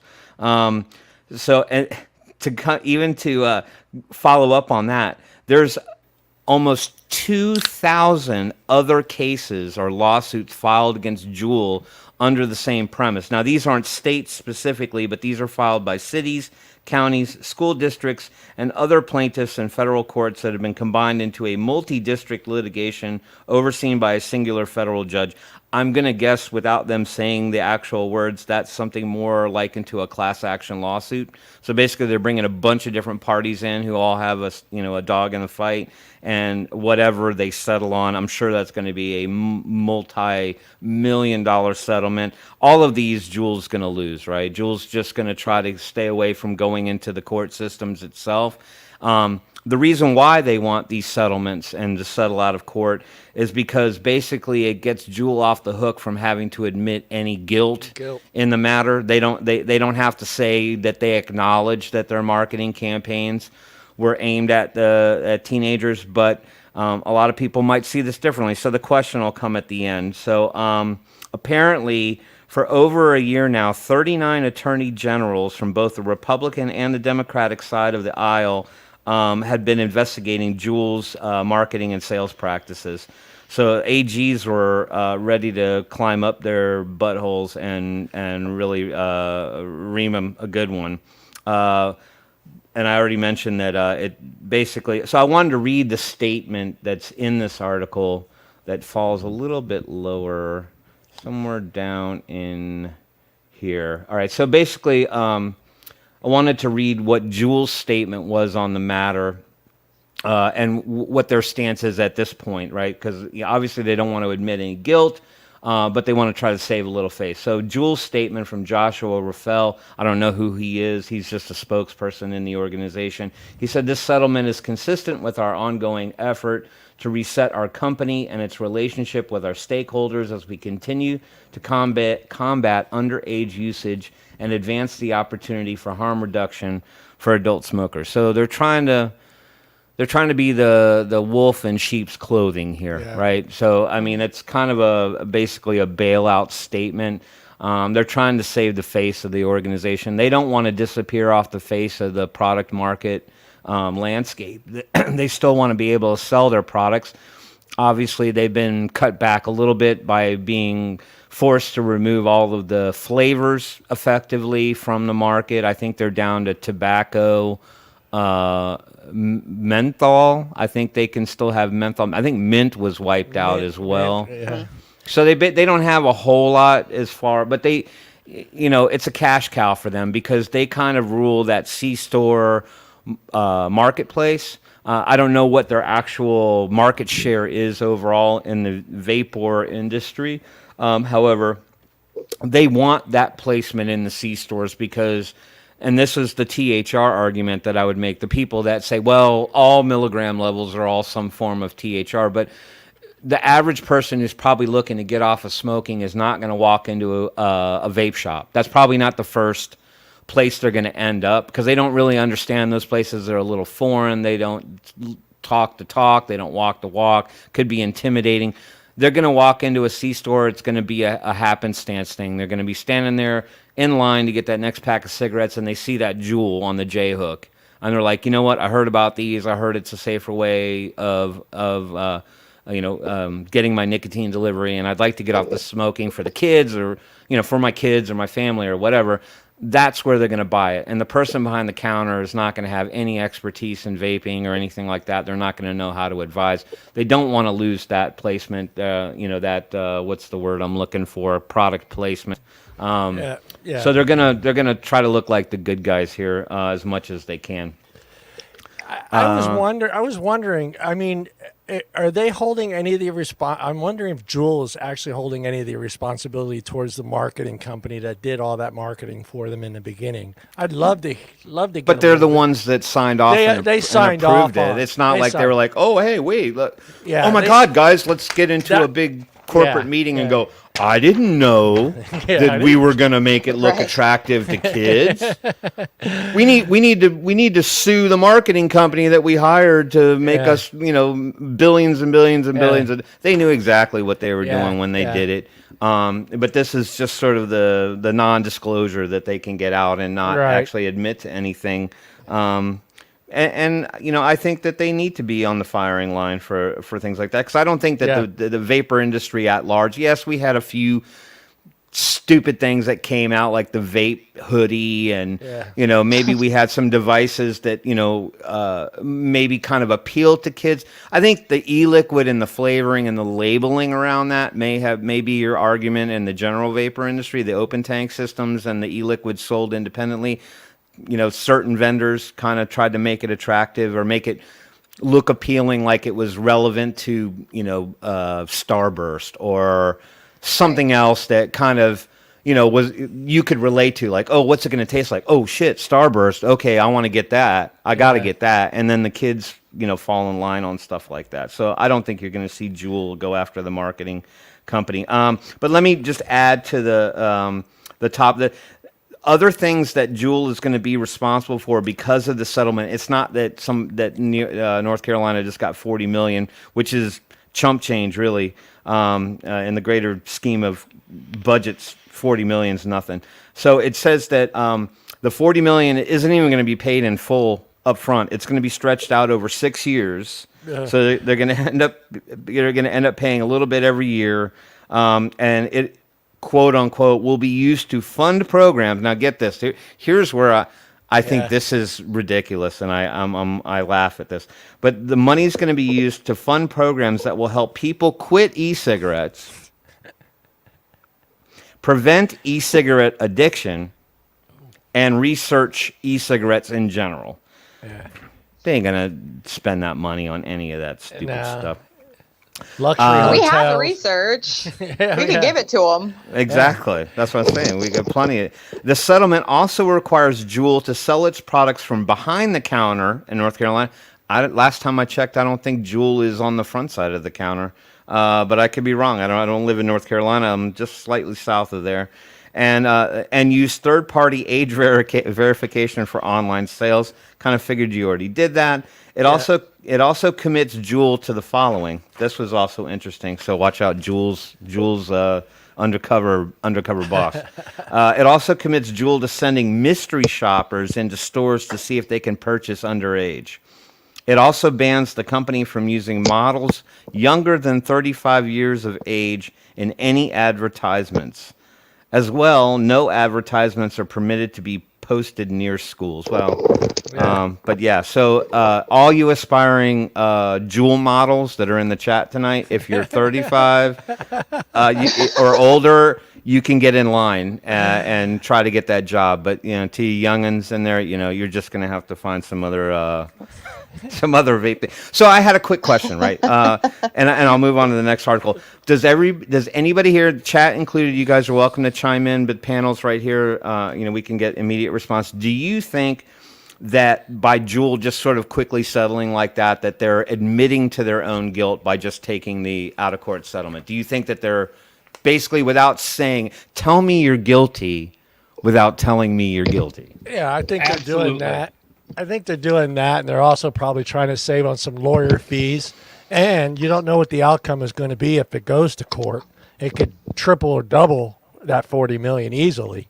So for them to just say, okay, let's just do this, let's pay out the but again, it sets a really bad precedent for them. I mean, this opens up the door to just about all the other 49 states to just jump in and say, hey, we want a chunk of that. If we can get $40 million out of Juul, let's go for it. It's well, scary. Do you think you'll see this? Do you think you'll see states come after any other component of the vape industry? Hardware manufacturers, e-liquid manufacturers. Do you think they'll see the mom and pop shop contingent of the vapor industry get attacked now? Would that be scary? Anyway, so something to think about. Go ahead. I was gonna say, I think if Juul gets attacked, then what's then to stop attacking anything else that's gonna provide that high nicotine, whether it be open or closed? I mean, there's so many other options to still get that amount of nicotine, and it's like, just because it's not coming out of a Juul doesn't mean it's any more dangerous, So they may very well take that, and that's their opinion, not mine. I'm saying they may, if they feel that way about Juul, then why don't they feel that way about everybody else? So it's possible, but I don't. Yeah, well, what I worry more, I mean, obviously they have a premise on which they're going after Juul. Basically, they're saying that it was because of Juul's marketing and sales practices Right. that kind of kicked off the epidemic. So they have to use that as their basis of argument to go after somebody else, right? So I don't think you can just automatically say, well, because you sell high level nicotine, open or closed systems that are designed for that. I probably it would probably be unlikely that you would see them go after some U.S. manufacturer like Abe. I don't even know if they're even around anymore. Or Sauron or any of the. But I don't know how that. I mean, obviously those aren't U.S. marketed companies. They just sell that shit in America. So anyway, and it's something to think about. Maybe something to watch out for. See if other lawsuits come up against some of the other components of the vapor industry. So moving on from that. Hate on Juul all you want. And Mallory, good luck on the modeling career with Juul. Let us know if you got the call. Or what magazine you're going to be in. So. Well, shit, you look at I was just kind of doing a quick little thing here, looking up some of that. They went from a $38 billion company to a $4.5 billion company in 2 years. That's insane. That's crazy. They went from 38 mil to 4.2 billion. 38 billion to 4 billion. In 2 years. So they lost that much. Yeah, they've lost. Yeah, they were a $38 billion a year company, or 38 billion, to a 4 billion 2 years. In 2 years, that's you want to talk about killing a company? That's killing a company. And that was with them losing their flavors. Guarantee it. Yeah, I agree. 1,000%. That fucking mango. That fucking mango, man. That mango and cotton candy got you in trouble there, Juul. Assholes. Anyway, all right, moving on. All right, so this is, I'm sure this is the boohoo for everybody. Do we even have anybody who in the chat that's from the DC area? I think Daniel is the closest person living in VA. We're both VA kids. Yeah. So I know where he originates from. So he knows what's going to happen. So Daniel's stocking up the shelves right now. Daniel's getting ready to get that vape shop to make a little bit of money. Anyhow, the DC Council voted on June 29th, 2 days after my birthday. They voted to ban the sale of flavored tobacco and menthol cigarettes. Okay, well, I know that the menthol thing is a pretty controversial subject in and of itself. Only because it affects communities of color. However, this bill has gone through its second passage, and now it's actually on its way to the mayor's desk to be signed into law. I don't have any metric for when the actual policy will go into effect. Usually there is a bit of a grace period between the time that these laws get signed and then when things need to get pulled from the shelf. The vote overall was an 8-5 amongst the council members, but they still raised questions about around the bill's enforcement, right? Because now if you're going to go ahead and ban this stuff, then you got to determine which component of your government is actually going to enforce those laws. And like I mentioned before, its impact on on DC's black community, and then so they're trying to look into how this is going to impact the culture in DC overall, right? Because there's two elements to it. So they want to study and take a look at the net health benefits of the ban. If you ban menthol cigarettes in DC, are you going to improve the overall health culture of your district? It's not a state yet. And then also they want to take a look at of who's going to manage the brunt of the enforcement policy, because what's going to happen now that you're banning something like this? Well, you're not banning, you're banning it within the district. It's not that hard for somebody to leave the district and go get that shit somewhere else, right? They're going to go to Maryland or they're going to go to Virginia, and they're just going to get that stuff anyway. But what happens as a component of that? Yeah. You're going to open up the black market, right? Yep. Because you're going to have the people that are stranded, and and now you're going to have people making hand over fist selling that stuff under the table as a black market item, and there's no revenue coming into DC for those items, right? Because I guess one component of this that people should understand is that they're banning only the sale of these products. Right. They're not banning the possession of those products. So if you're walking around town and you got a pack of Newports in your hand, or you got a vape in your hand and you're vaping your mango cotton candies, they can't do anything about that part of it. Like, you can have it, you just can't buy it. So now they're going to basically give all of that revenue to all these other states. So now Virginia's going to make all that money, Maryland's going to make all that money, anybody outside of the district. But once you bring it back in, once you get it back in over the line, you can have it. And now people are going to be standing on street corners selling, cartons of cigarettes, packs of cigarettes, single stick cigarettes, whatever, vape stuff. So, you're basically just generating a bigger black market within your own four walls, right?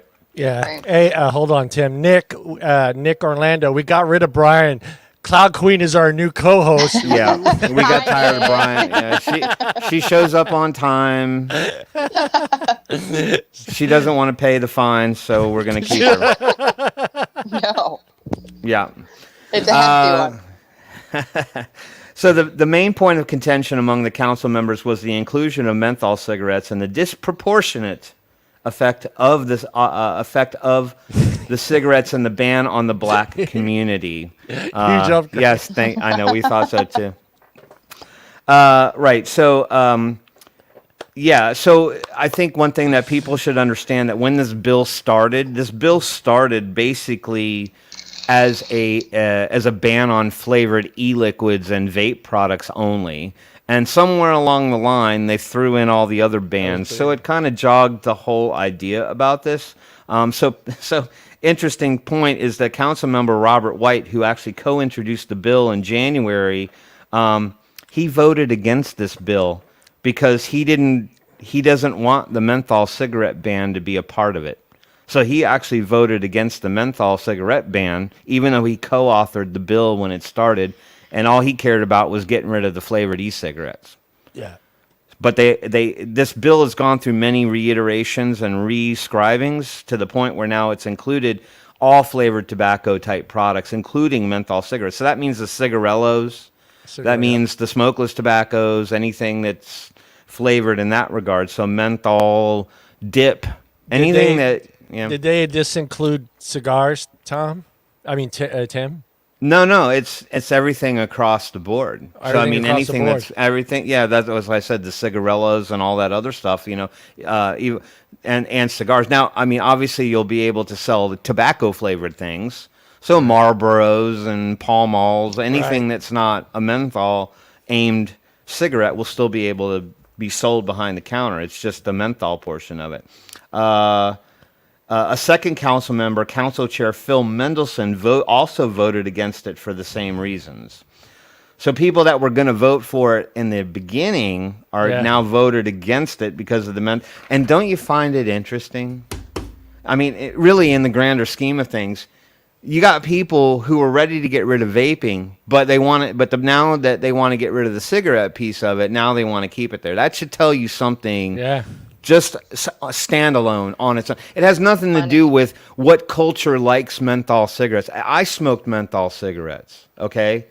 That was my preference. I did Marlboros, Camels, all that stuff, Lucky Strikes, all that shit in the beginning. But at the end, I was smoking Newports. Cool was my brand by the time this was all said and done. That figures. Why? Because I'm not cool? Is that what you're trying to say? Because you're cool. Oh, okay. Cool with a K? Is that what you're trying to say? Yeah, I was just about to say that with the K. Cool with a K. So that said, I just find that interesting that tells you what these politicians are willing to preserve and save. Uh-oh, they're listening. They said, fuck Tim. No, I was when Tim if gets the person back that authored there, hold on. there you go. You're back. You're back. No, the wheel of death just started spinning, and I had flashbacks. To my Xbox. Anyhow, long story short, I just found that point rather interesting. So I think this kind of puts it into a nutshell for you, John. The bill bans the sale of flavored tobacco products, but not the possession of them. This will likely drive people to purchase in VA and Maryland and boost the black market within the borders of Washington, D.C. So in the end, it's anything that's flavored, including menthol cigarettes, so cigarillos, cigars, smokeless tobacco, anything that's menthol or mint related, it's only going to be able to be Kodiak dip. I mean, that kind of had like kind of a mentholy smell. Yeah. So anyway, all that's getting banned. Opponents of the bill introduced a motion to recommit, which is effectively starting the legislative process all over again. Yeah. This was in response to the number of changes the bill had gone through since introduced last year. So that vote did not pass. So even though they introduced a motion to recommit, meaning they were just going to basically scrap it and start all over again and rewrite the whole damn thing, that they lost on that one. There was an interesting statement. According to Ward 3 council member, I can't say the name. Do it. Che. Che. Cheh. You say Che. Che. Of Ward 3. He said, this may be for some a tough choice. I don't think it's that tough. The tobacco industry aims at young people. If you haven't smoked by 26, you probably will not. How do they know that? I don't know. I love the assumption. Yeah, the assumption is there. You have no idea. But if that person did start smoking, I would want that person to have a form of tobacco harm reduction that's 95% safer than smoking combustible cigarettes.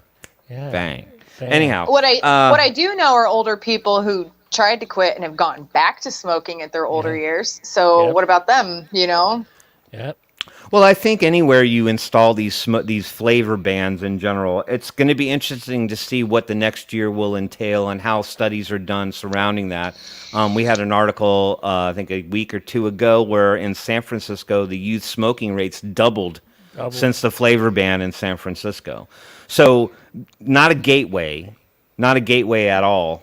But in fact, the kids they can't get the e-liquids, they can't get the vapes, but they are now on the nicotine. So they are going to the cigarettes, and those kids are back on the cigarettes. And that's what's going to happen to adults as well. Yep. Well, hey, Tim, you're in that area. Isn't the tobacco industry pretty strong in that area? Down here in Georgia? Well, not Georgia, but in that D.C. area, because you're still kind of in that tobacco belt right there. Well, right. Virginia's main cash cow crop is tobacco. Right. So, I mean, obviously those people aren't going to necessarily go out of business. Virginia's not going to suffer because of that. D.C. was never, their commodity is not tobacco. Right. But Virginia's not going to go out of business with regard to tobacco. Whether you kill menthol or not and ban it in a particular state or city, everybody else still going to have it. Right? Yeah, I was just wondering about lobby money. But obviously, if that guy is doing what he's saying, he wants to say no to this bill because it added tobacco. Obviously, he has the big tobacco in his pocket. Of course. And the same will apply. You'll probably see certain states not institute combined bills that are going to include a menthol cigarette ban.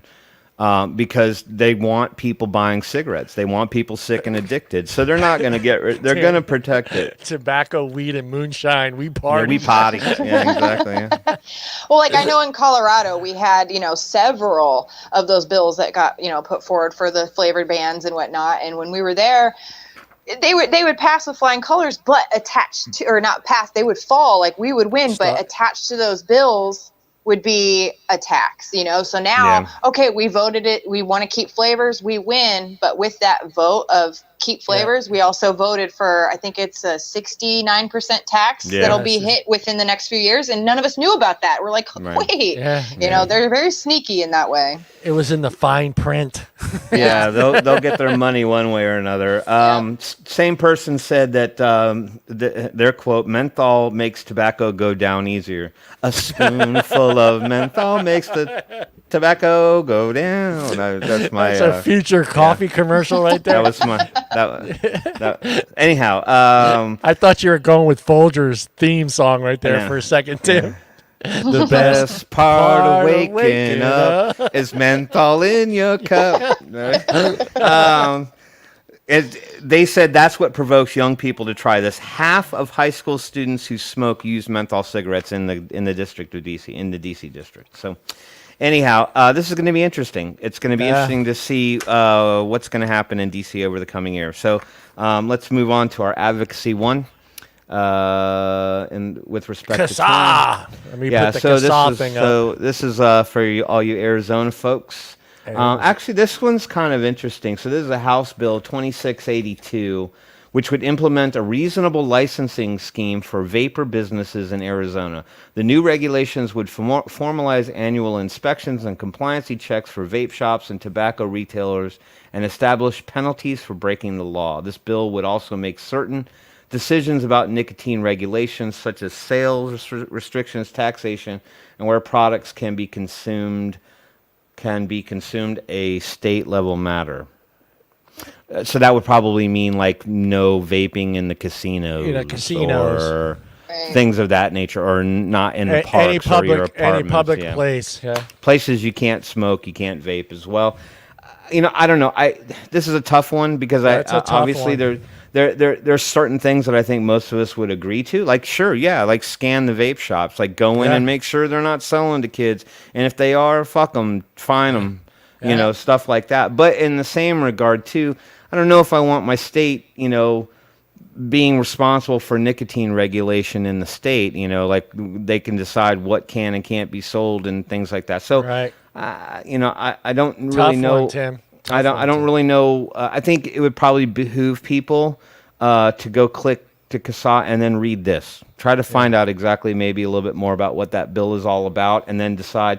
Well, again, it's CASA, right? So we're going to have to give them the benefit of the doubt here because they do put together really good letters that are designed to basically take the onus of you having to write everything yourself. So, I mean, basically, you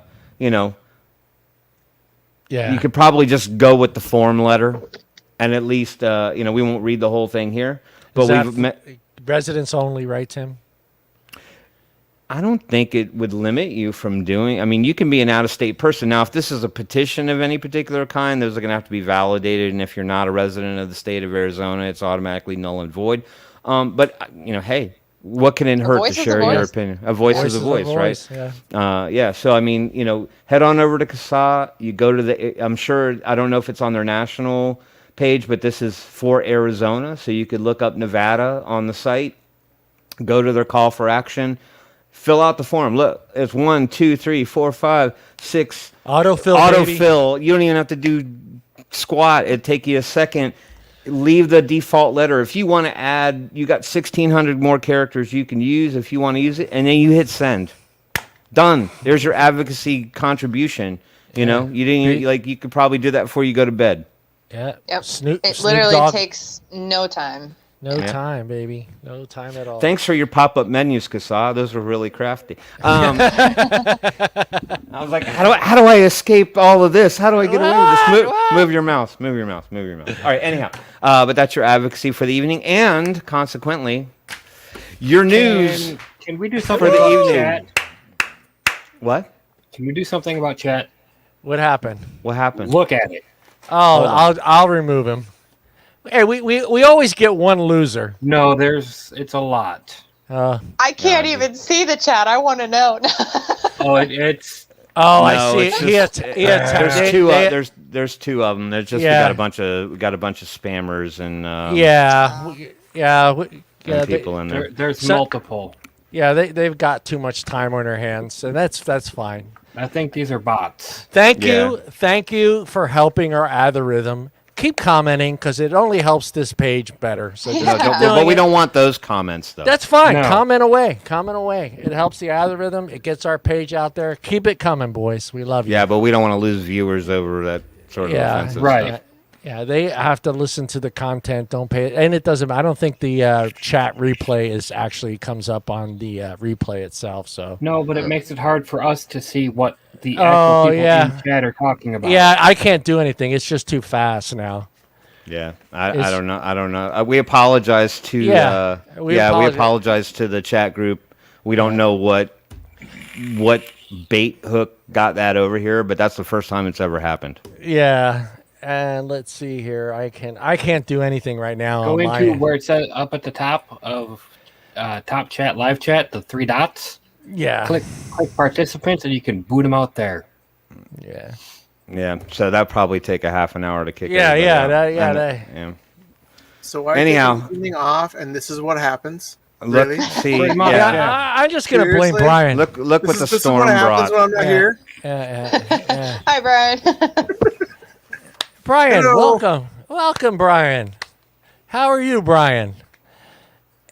I'm actually ready for like what's bothering Brian segment right now instead of Yeah. or like what pisses Brian off. type Okay, thing. Go yeah, for it, we're Brian. done. We've got 2 minutes left of the show, so I want to thank everybody. No, I'm kidding, Brian. Go for it, Brian. Yeah, I told you I was gonna arrive just for like the exit stuff, so it's whatever. Yeah.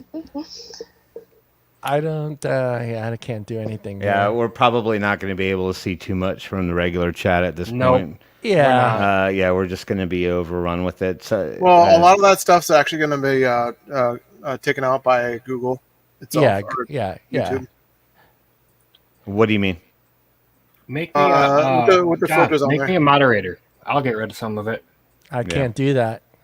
Or Why just can't you everybody make in me the a chat, mod? just report it. Report Yeah, it. report it. Yeah, that's it. Yeah, that's what I was- Beast Gamer. Yeah, these are bots, or this is some other troll attack or something like that. Yeah, So unfortunately, I can't do anything, guys. I apologize. I mean, you can report them, but Report we're not encouraging it, and we didn't. This Yeah, came from out of nowhere. We don't know Yeah. where it's coming from, so we apologize to everybody in the chat who's being forced to read this just like us. Yeah. Somebody paid to do that, so that's great. That's even better. Waste your money. Yeah. Yeah. Well, I think they are bots or something to that Yeah. effect, but they're just, somehow they got onto our algorithm or something like that. Yeah. Brian, you have Hey. any questions? We'll let you throw out some of your questions there for Kloud Kween. And be nice. Try to be nice tonight, okay? I know how I you stayed are till with the our. end, just for you, Brian. Yeah. Be nice. Be nice. I know how you treat our other guests, so just be nice. Anyways, so no, thanks for coming on. To be honest, I kind of listened to it a little bit while I was actually at work, and so I had a little bit here and there. So I was one of those. Actually, I used to listen to Vape Radio with the app on the Thank you. phones and stuff like that. Nice. It wasn't constantly all the time, but when I had a chance, I would actually listen to it. And with that experience itself, when you guys used to travel around and everything like that, how did you feel when like people would actually show up and actually like tell you that they listened to you and like they listened to what was going on and everything like that on the radio station itself? Like, how did it make you feel? It was exciting because, you never know. We're sitting at least for us, we weren't behind the controls. I didn't get to see the back end. We were remote, doing a show from Colorado. We weren't in the main studio. So I didn't know who was listening to us at one time or whatever. And so when you finally get to hear like, oh, we heard your show or we listened to you guys, it's like, oh my gosh, people are listening. It was kind of more of a motivator to go, okay, we got to actually talk about something, because before it used to be just us just BSing around, goofing off, talking about whatever. And then we're going, okay, we've got people who are listening. It's time to start. So yeah, it was definitely a nice motivator and a good refresher to know that, wow, we're actually catching an audience. And it was a compliment for sure. It's like when we were talking about earlier, like someone recognizing you out in the street, you're like, like calling your name out, Smile King. And yeah, it's definitely it was a motivator though to go, okay, I've got ears. It's time to talk about what's important. And then once we knew we had listeners, that's when you would hear us definitely start talking about more advocacy. Were you more of the morning show or the evening? Because we were more on the evenings. They were more in the mornings. When I usually listen to it, it was around between 4 and 10 p.m. my time. So yeah, you were hearing us. Yeah. Yeah. Yeah. So- you knew we were goofing off a lot of the time. But no, it was amazing to know that we had people who valued what we had to say, for sure. Right. Now that brought you around to like different shows and stuff like that too. A lot of it was more on like the northeastern side, if I remember correctly. But a lot like the Vape Radio didn't like go to like certain shows. Like the ones that I was on went to was mainly Showcase. So Vape Showcase, yeah, that was honestly probably one of the first ones that we had gone to, being a part of the team, and that was pretty cool. Yeah, that was one of the first ones that I know I had attended with Vape Radio. They were always there, kind of on their own, but when they started, getting hired to be the main stage and all that stuff, yeah, it was more I mean, we did go to California, ECC. We did do that one with them. So they did travel, but yeah, we definitely had more of an area on the East Coast. They were based out of Alabama, and so a lot of more people in this direction that, you know, did listen, but we had people from all over the world, really.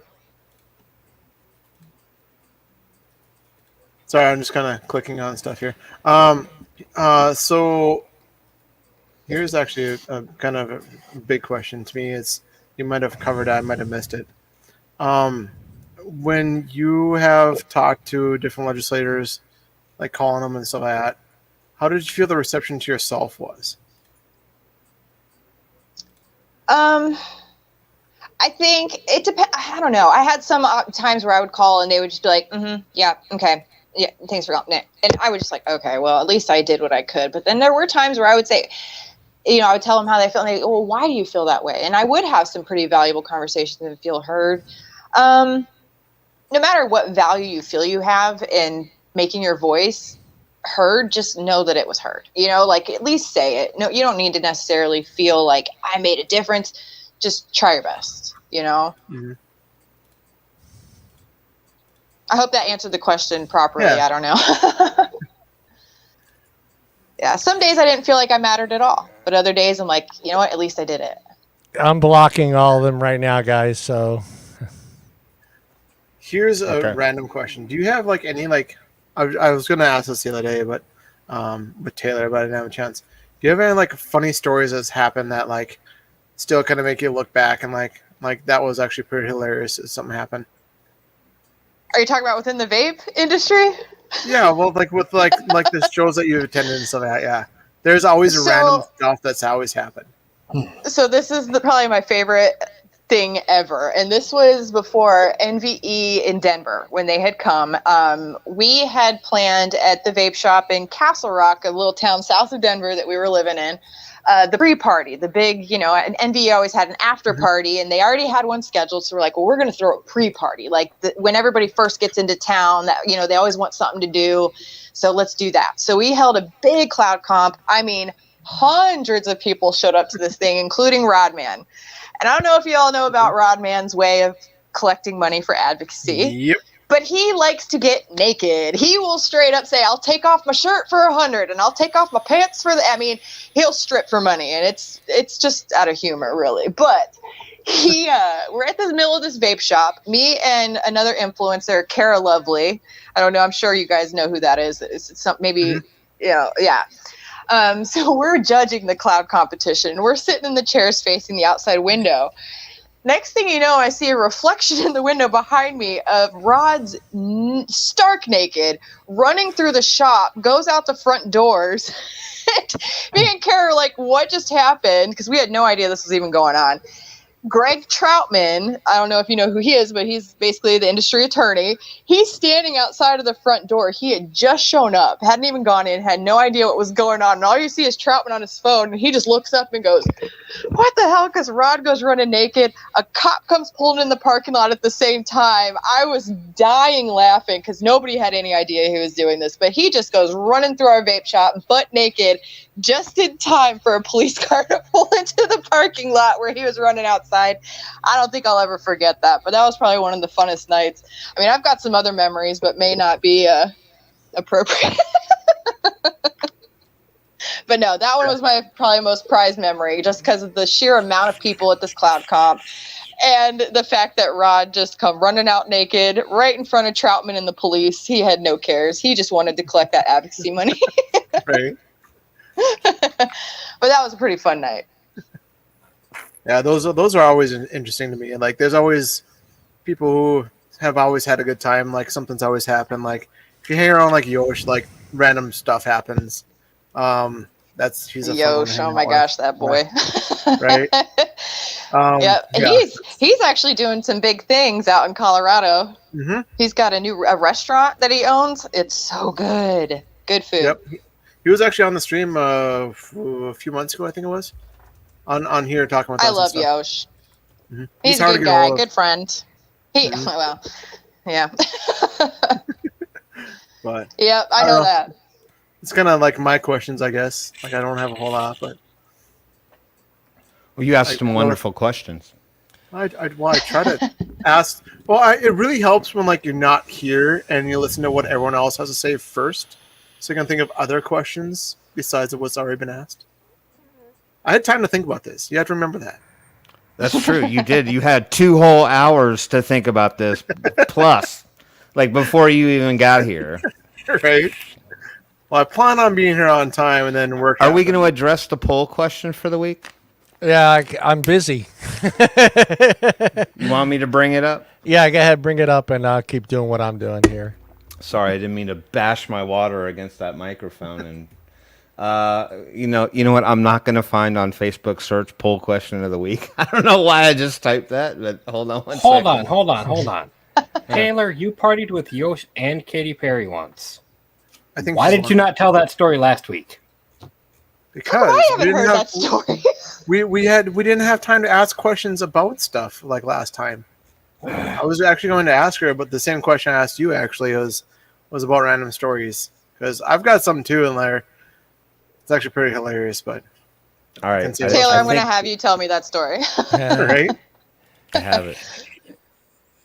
I've got it. Hold on. Let's see if somebody needs to bring my share into the feed, though. All right, let me make it bigger so everybody can see. So this, It's the name of his cat. All right, hold on. What do you mean the name of his cat? Yosh's cat. Yoshi's cat is named Katy Perry. Katy Perry. Oh, I get Katy it. Perry. Oh my gosh, yes. All right, hold on. I thought you said Katy Perry. That's what it said in I've lost it now because I made the screen big. Now I got to find it again. Hold on one second. It's down here. I'll get there. There it is. There it is. All right. So the Wednesday Night Live poll in the ZB Family Member Lounge was always curious about what draws someone to a specific product. So when buying a new mod, what makes you decide on that specific one? The number one voted answer was Vape Reviewer's recommendation. I had a question behind that. Price came in second with 6 votes.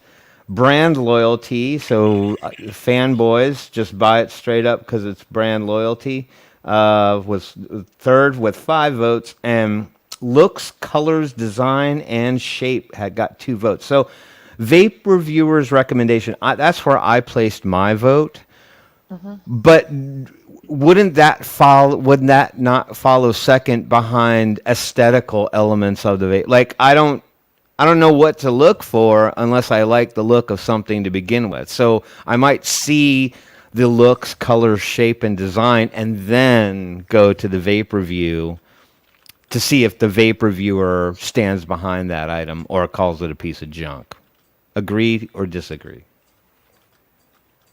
I agree with that to a point. Because, I mean, think about it. You've got, we'll go with shoes, for example. Like, I'm not going to wear a pair of orthopedic Velcro shoes just because they make my feet feel better. Like, I want to look good too. So, I mean, it kind of does go hand in hand. And I think, you want it to look good. But if it's not going to draw right, if it's going to be difficult to fill or difficult to use, then I need someone to tell me that who's used it. Yeah. So I guess they all tether a little bit, right? Because I can admit to some time periods in my life where I did have some brand loyalty. Like I was a Wismec kid when I first started going to like a lot of my regulated mods. Like I had to have the Rouleau R200S, and I had to have the Rouleau 2.3, and I had to have the Gen 3, and I was a brand loyal person, but I kind of felt comfortable knowing that the design was always going to sort of be the same.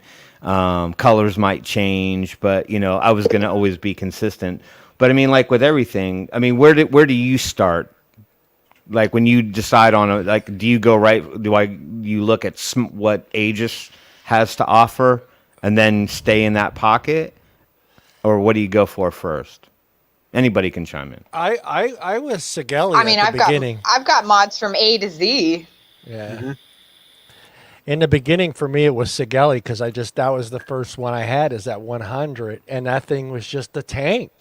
And to me, they just seemed to make everything they made to me seemed to be a high quality product. So And when I jumped into the next one, I was like, "Oh, what the hell's this?" You know, because it wasn't the same thing. It was a little more comfortable, that was the Sigelli.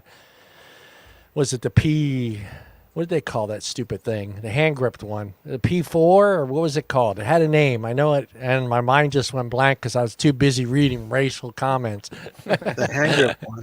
Well, no, I mean, but I think all of these probably play a part in the overall. I mean, unless you just have unlimited funds, price will always sort of be something Right. you consider.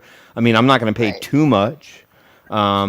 Brand loyalty, I think that sticks a little bit. I don't know that is, something that I would put at the top of my list. I think really it all kind of, for me in the end, it all kind of tethers on that one I voted for, and that's the Vape Reviewers recommend. I just don't take a chance on something. I'm not going to buy something and be like, oh my God.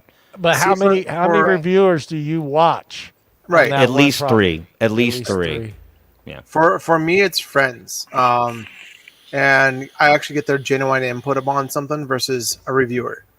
There's been reviewers there who like get paid to review their stuff and everything, and whatnot. And so to me, like I had a coworker and we were completely opposite in how we vaped. Right. Our styles of vaping and all that stuff, like it was completely opposite. But he's gone through the phases that I was actually into at the time too. So his input was actually good to me. We always would have objections on the type of coils and stuff, but he would show me mods that he really liked, and so I would look for them. And for me, like I would tell him what I actually thought of a device. So when I worked at like vape shops, like I wouldn't tell a customer just to buy something or show them like, hey, you should buy this because it's a new thing. I would buy it and actually use it myself, so I can actually give them my genuine input on the little quirks like we've talked about before. Back in the day, that each mod used to have quirks on it and whatnot. So I'd actually give them the subtleties of it before they even bought it, so they knew ahead of time what was going on. Yeah. So to me, it's the vape shop people who are actually good vape shop employees and friends. That's who I would believe. Yeah, no, I agree. I just, I just think all of those somehow play a part in their own And I way. think I don't know. there's- Go ahead.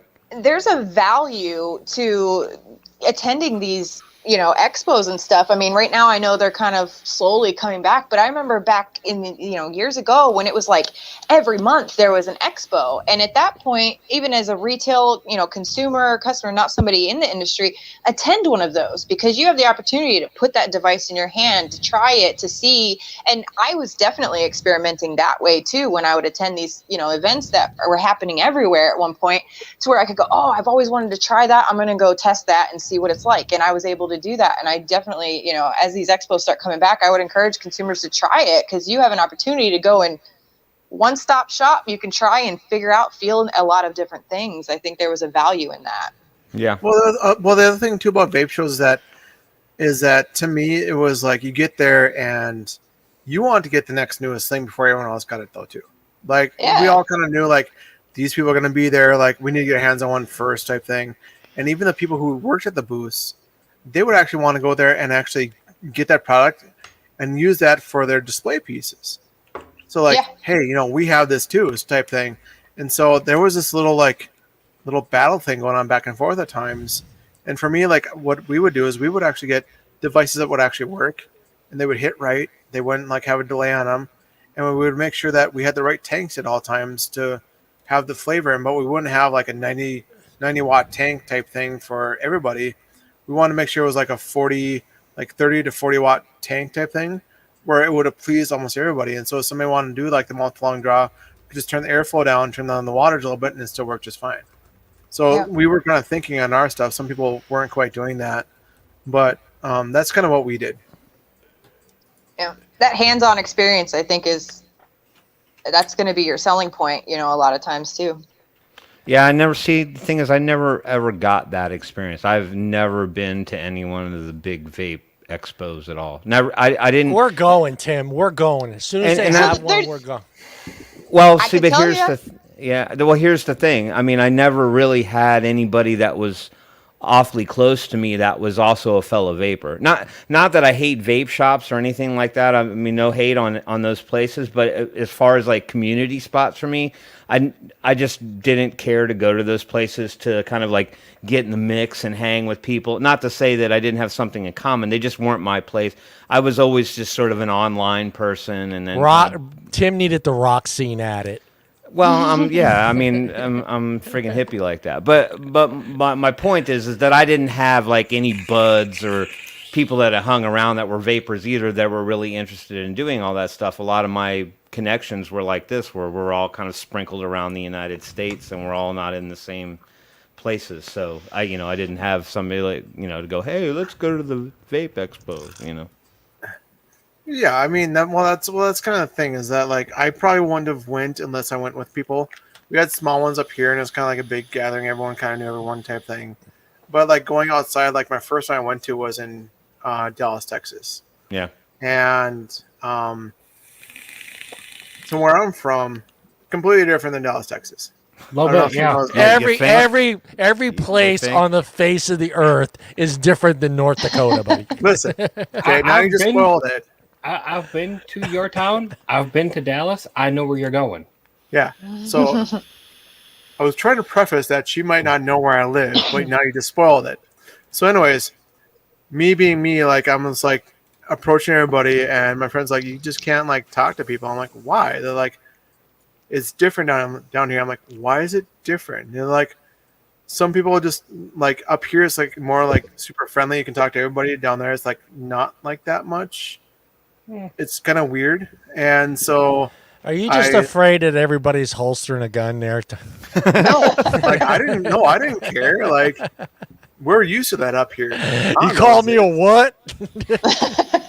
Listen, I sent you an article about that. You know what happens. Anyways, so they get a bag of milk to the face. Yeah. Right. So I like the distros that we knew that were going down there and so that one of them had Jess Marie in their booth with Ella Vape and stuff.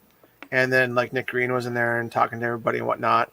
And I was kind of like doing like the whole like fanboy thing. I'm like, can I get a picture? Like, this is awesome. Treat them like, like you were saying, like you're kind of famous, you know what I mean?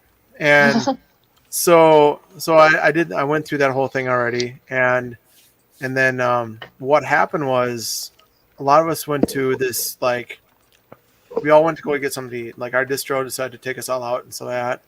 And so I showed up there and I almost didn't get let in because I wasn't wearing like the appropriate attire.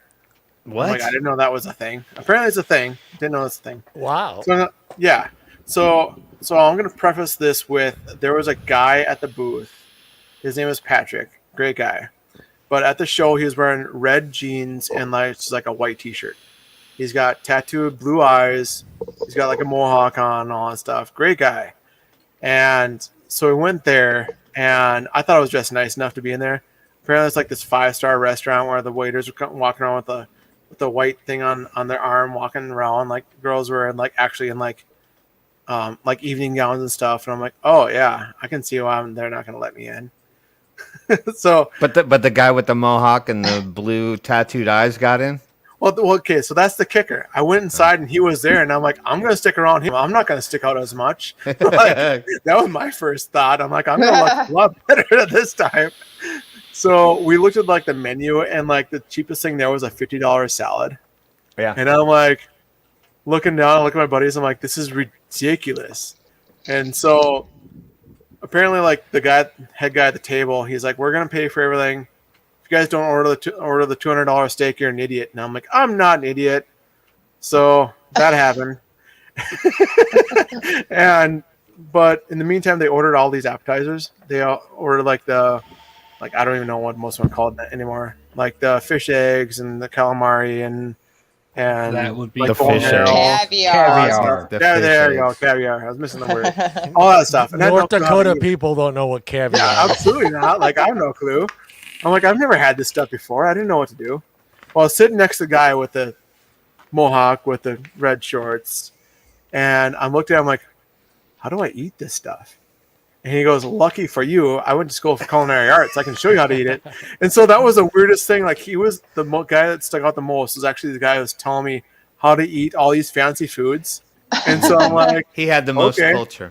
Yeah. So I'm like, what's going on? And he's telling me that he's from California. Now I like that. That's true, Bubba. They do. Right. Yeah. And so, yeah, that was my experience. Like, like doing stuff like that out of the whim and like still like having a great time is always going to be a thing. And if we can keep up like having something here and there at least twice a year, I think it's going to be really helpful, especially for camaraderie reasons. Yeah. First. Well, I know in October they're doing another in Houston, so it's happening. Another Texas show, and it's coming up quick. Yeah. But we encourage everybody to go because that's the only way. How do we bring the culture back if everybody's staying away? Like, let's all go and just punch it back in the face and tell them we haven't gone anywhere. Everyone needs to show up. Yeah. Right, and that includes the industry itself. We can't just show up. These shops, the distributors, they need to show up. The e-liquid companies need to show up. And please, God, please, hardware companies, please show the fuck up, man. Yes, I mean, I'm personally making sure that happens. I'm working on that. Yeah, I mean, I do love seeing all the different e-liquid companies. But, when you have 300 e-liquid companies and 2 hardware companies, kind of sucks. Yeah. It kind of sucks. I don't care if you don't even have a new product. It's just an opportunity to see your product and hold it in our hands. I think some of these companies need to realize that not every vape shop carries their brand. So there's certain companies we all know, we've all been in vape shops. We know Smock is king. Smock is king. You can go into any vape shop and you're going to find a Smock product. Right? Or Smoke. I'm sorry, Smock or Smoke.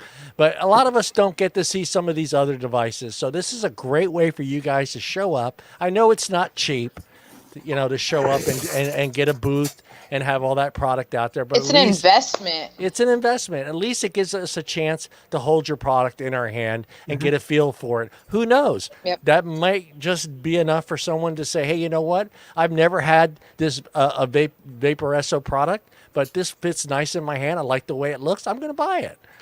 Yep.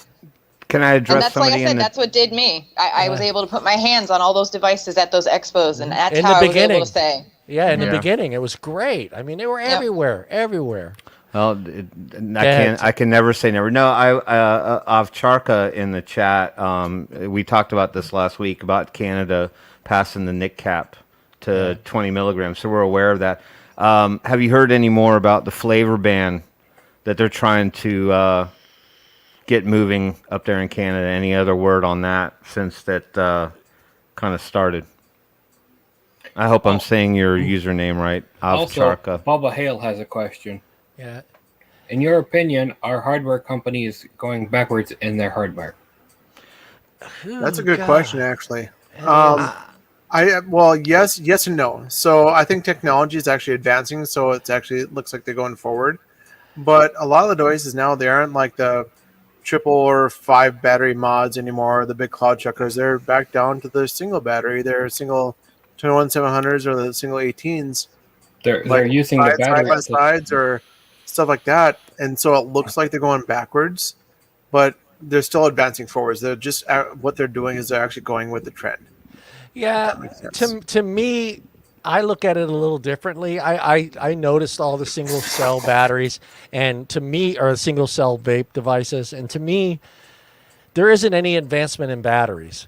So I don't see the benefits of a single cell mod because the batteries haven't got any better. The chips need to be more efficient. Now, if you're going to swing over and just start trying to sell a single battery mods, well, I would hope that the battery industry would say, hey, we made a better battery. It's more efficient, or your chip is more efficient. It's because what's the difference?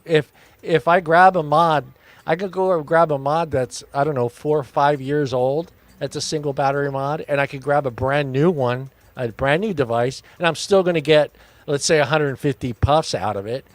There's no advancements there. I mean, that's what I want to see. I want to see chip advancements. I want to see more efficient chips. And maybe quicker. I don't know. Quick. I could care. I really don't pay attention to the quick fire button or how quickly something ramps up, because that a lot of times comes down to your ohms and your coils, what you're using. To me, but I like to see a more efficient chip. But I think we're getting that, though, don't you think, Brian? I mean, as far as well, like if you compare these two to like this one right here, yeah. And yes, my PV still actually has a plastic on the screen. Yeah. I'll say, wow. Yeah. And actually on the back also. Yeah. So, anyways, Brian's special. Yeah.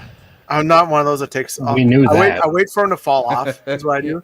He waits. So, like, for I it watch to peel. Grim Green. He takes them off all the time and bugs me. Anyways, Brian doesn't get off on that peel. no, I don't. I'd rather keep it on. But anyways, so the chip in here is far more efficient than the last two I just showed.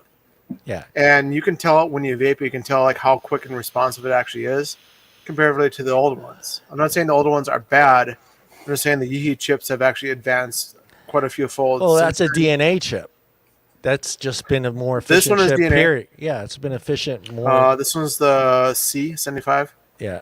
And then this one is actually the Yeehee inside here. Yeehee, yeah. Yep. Yeah. Yeah, I don't think the industry is going backwards. I think they just kind of follow the trend lines into what people are really into doing. I mean, 1 minute it could be an explosion in a pod system. I remember when squonks were like the hottest thing since sliced bread. God. You know, and then now you've got these blending things going on where you're taking marriages of these very common mainstream companies that are producing devices and then working with companies that were more inclined to deal in more higher end, more premier mods, and then bringing those two worlds together so people can go ahead and get an affordable, you know, more premium mod at a price that fits their budget. So I think, you know, or they get away from the 18650 and go to only the 21700 single battery mod. So I mean, it's all a flux and a trend shift. I don't think that technology or the vapor industry is going backwards. They just kind of they work with whatever's hot and try to maximize their revenue based on the trends. Or it's like you remember a few years ago when like Smart Coils had come out with the ones that will light up colors when you hit it. Yeah. And they, you know, you had the mods that you could customize where it would say, hello, Cloud. Yeah. That, you know, you don't see that stuff anymore because they realized, well, why would we put our money into doing this when we could advance it over in this direction and make it work better? We need the Bluetooth speaker. We need the Bluetooth speaker, man. Yeah, no, we don't. The Wismec Active. The Active, baby. Drop that in the pool. Yeah. Still work in the water. Take that partying with you. You know what? I had that mod sitting in my case at the vape shop for, I think I ended up honestly giving it back to the owner because it was 2 years. It still sat there with dust. Like nobody wanted it. Nobody cared.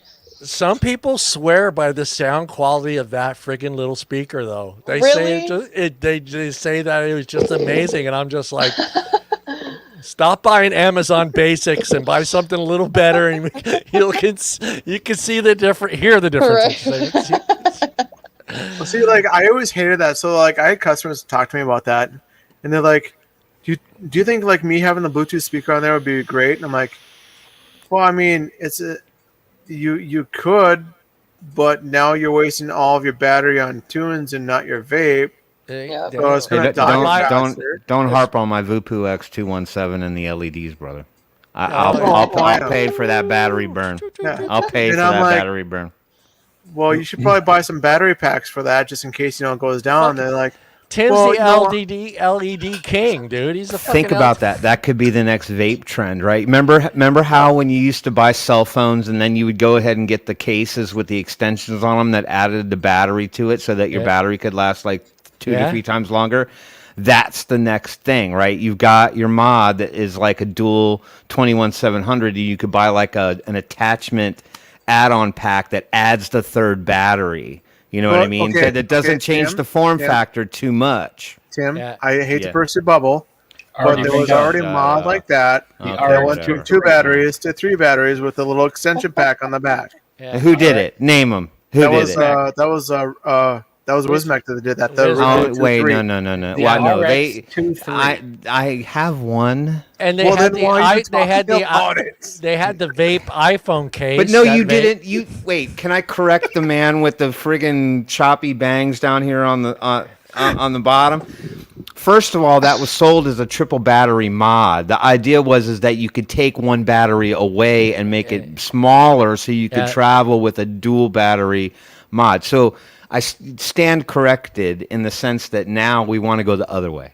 We want someone that bought a 2 battery mod, and then you could go ahead and get an attachment that adds But that it's extra the same battery. thing. They had the iPhone case that vaped that you put on all your right, iPhone. it was a Did bad have idea. that, yes. Sue me. When I first started vaping, they actually had that in the shops. Yeah, the iPhone case, and you actually used your battery off your iPhone to vape. All right, guys, we are done. We actually went 33 minutes over, but that's Yeah, okay. that's my fault. We were Everyone just yell at happy. me. It's okay. Nah, it's all good. It's all good. Work and family first, always. Work and family first. Kloud Kween, we want to thank you for coming on and sharing your story, your journey, and everything that's going on. Is there anything else you want to get out there while you're still on? We're gonna Plug. Honestly, I want to see everybody at NVE. I really do. This expo in Houston is going to be huge. There's things I am not allowed to disclose, but big things are happening, and you will find out about those in Houston. And this culture is coming back. The community is coming back. We just need you guys to be involved. So we need as many people to show up as possible, especially those companies, mod companies. If I can plug, I'm going to plug. If you want to show up to this expo, please email me.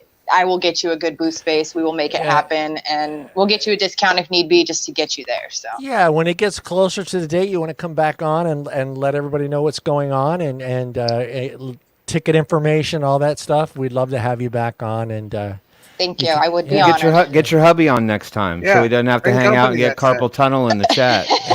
Cap Nasty, come on the show, dude. Just so you know, he can You don't have to ask him twice. Yeah, just so he knows that we can't have the whole doing money for advocacy thing on the show. Maybe behind closed doors, we'll probably try to help raise something. To stay on. Yeah. Yes. He would have a lot to say, let me tell you. That's for sure. Well, somebody needs to shut me up. So let's start with the man in the middle over there. Tom, make it short and sweet. I know how you are. Say your goodbyes, buddy. Bye, everybody. That's all we get from Tom. Come on, Tommy. Thanks for everybody in chat for being here. Shut up, fuckers. Y'all walk away limping. Kloud, it was a pleasure to meet you and having you here. My Brian, pleasure. Thanks for finally showing up. I told you I was coming. Uh-huh. I was en route. I had to stop and get beers because I needed beers. Okay. You have to hit your favorite corner, 3rd and Main. I know it's your moneymaker. It's 13th and the 17th, but anyways, whatever. I will see everybody in about 2 weeks. I will not be on next week. It will not be on. We may have a surprise guest fill Tom's spot next. Okay. Yeah. Better looking. Somebody better looking. Yeah. So, Tom, are you taking another fishing trip? No, I'm actually going to be working. Because I could probably find you a battery propelled propeller if you want. No, I'll be working. Tim. I got a lot to say. Actually, thank you to Kloud Kween for being on the show. It's been thank you for being on the show. Thank you for all your input. Thank you for your advocacy and standing up for the community. Thank you to your husband for supporting you and being here. Just like we love everybody in the chat and everybody for showing up week after week. We apologize deeply for the spam attack early. We did not encourage that. Don't know where it came from. So I apologize to everybody who had to read that shit. Beyond that, thanks to the panel and everybody who's here week after week. And Brian, fuck you for being late. We'll see you next week.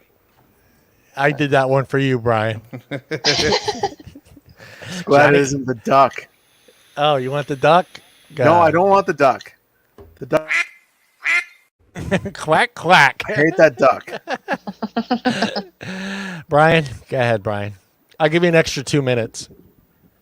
Well, so you're going to Daniel, afterwards? Thank you. I appreciate it. I was late and I apologize. No worries. Work sucks and it is what it is. Anyways, but I was able to do stuff today to kind of help out. But thank you for coming on the show. It was actually pretty good. I really, really enjoyed the stories and stuff because I was listening at work. So it's a whole Thanks. different aspect of it. Just want to thank everyone for who sounded sexy while you were listening to us at work? Who had the Not sexy? you. Not you. Not you. Absolutely not you. All right. I was going to say Tom because he was silent a lot, but he did ask a question, and thank you for that. Appreciate that. But yeah, no, just thanks for coming on. It's always great. We try to sit and chill and have a good time. Everyone in chat, appreciate you guys dealing with the crap that was earlier. Like I said, apologize because we had nothing to do with it. So we're gonna change some things up a little bit here in the next week and have some more fun with it. And thanks for tuning in. All right, thank you, Brian. All right, thanks, Brian. Appreciate it. Thank you again. You said I had 2 minutes. That was it. That was 2 minutes. That was not 2 minutes. That was a Troncali Italian 2 minutes. Well, you got time to cut afterwards now, Brian. I want to thank you again for coming on. It was great to finally get to see you and meet you. You're welcome. I think I met you before. I think we talked, but it was just so long ago. I can't remember. Anything 3 years ago is a long time for me. It is. Yeah. Everybody in chat, again, thank you for always coming on and joining us. Sorry about that, but now I know how to take care of it. I had to DM YouTube, which I got the fastest YouTube response ever in my fucking life. That was the quickest response on how to deal with that, and now I know how to deal with it. So the problem is there's 2 ways of doing it, so I can actually do it now on both ends. StreamYard, if I would have done it on YouTube, it wouldn't have come off on StreamYard, so now I know how to take care of it so it doesn't show up on either one. So none of those comments should be on there. Thank you. Oh, I can't believe I'm going to say this. Mark this day in the calendar. Thank you, YouTube, for actually helping me out. Write it down. Fucking YouTube with the fastest email back. Like Got I've it. been there. Made a note. Yeah, it was the fastest email. Usually I'll email them and it'll be like maybe a week or 2 weeks down the road. But they actually emailed me right back on how to take care of that. So Right on. awesome. Thank you. We got that figured out. Again, thanks to these guys for being here every week. Thank you, Brian, for getting Kloud Kween to come on and join us. I hope to get your husband on. We'd love to get you guys, both of you guys on. And please come back and share any information on the expo. That would be awesome. And help everybody. Whenever we'd be happy to join. This is fun. Perfect. All right, guys. Thank you again. We'll see everybody next Wednesday, same time, same channel, same place. Peace out.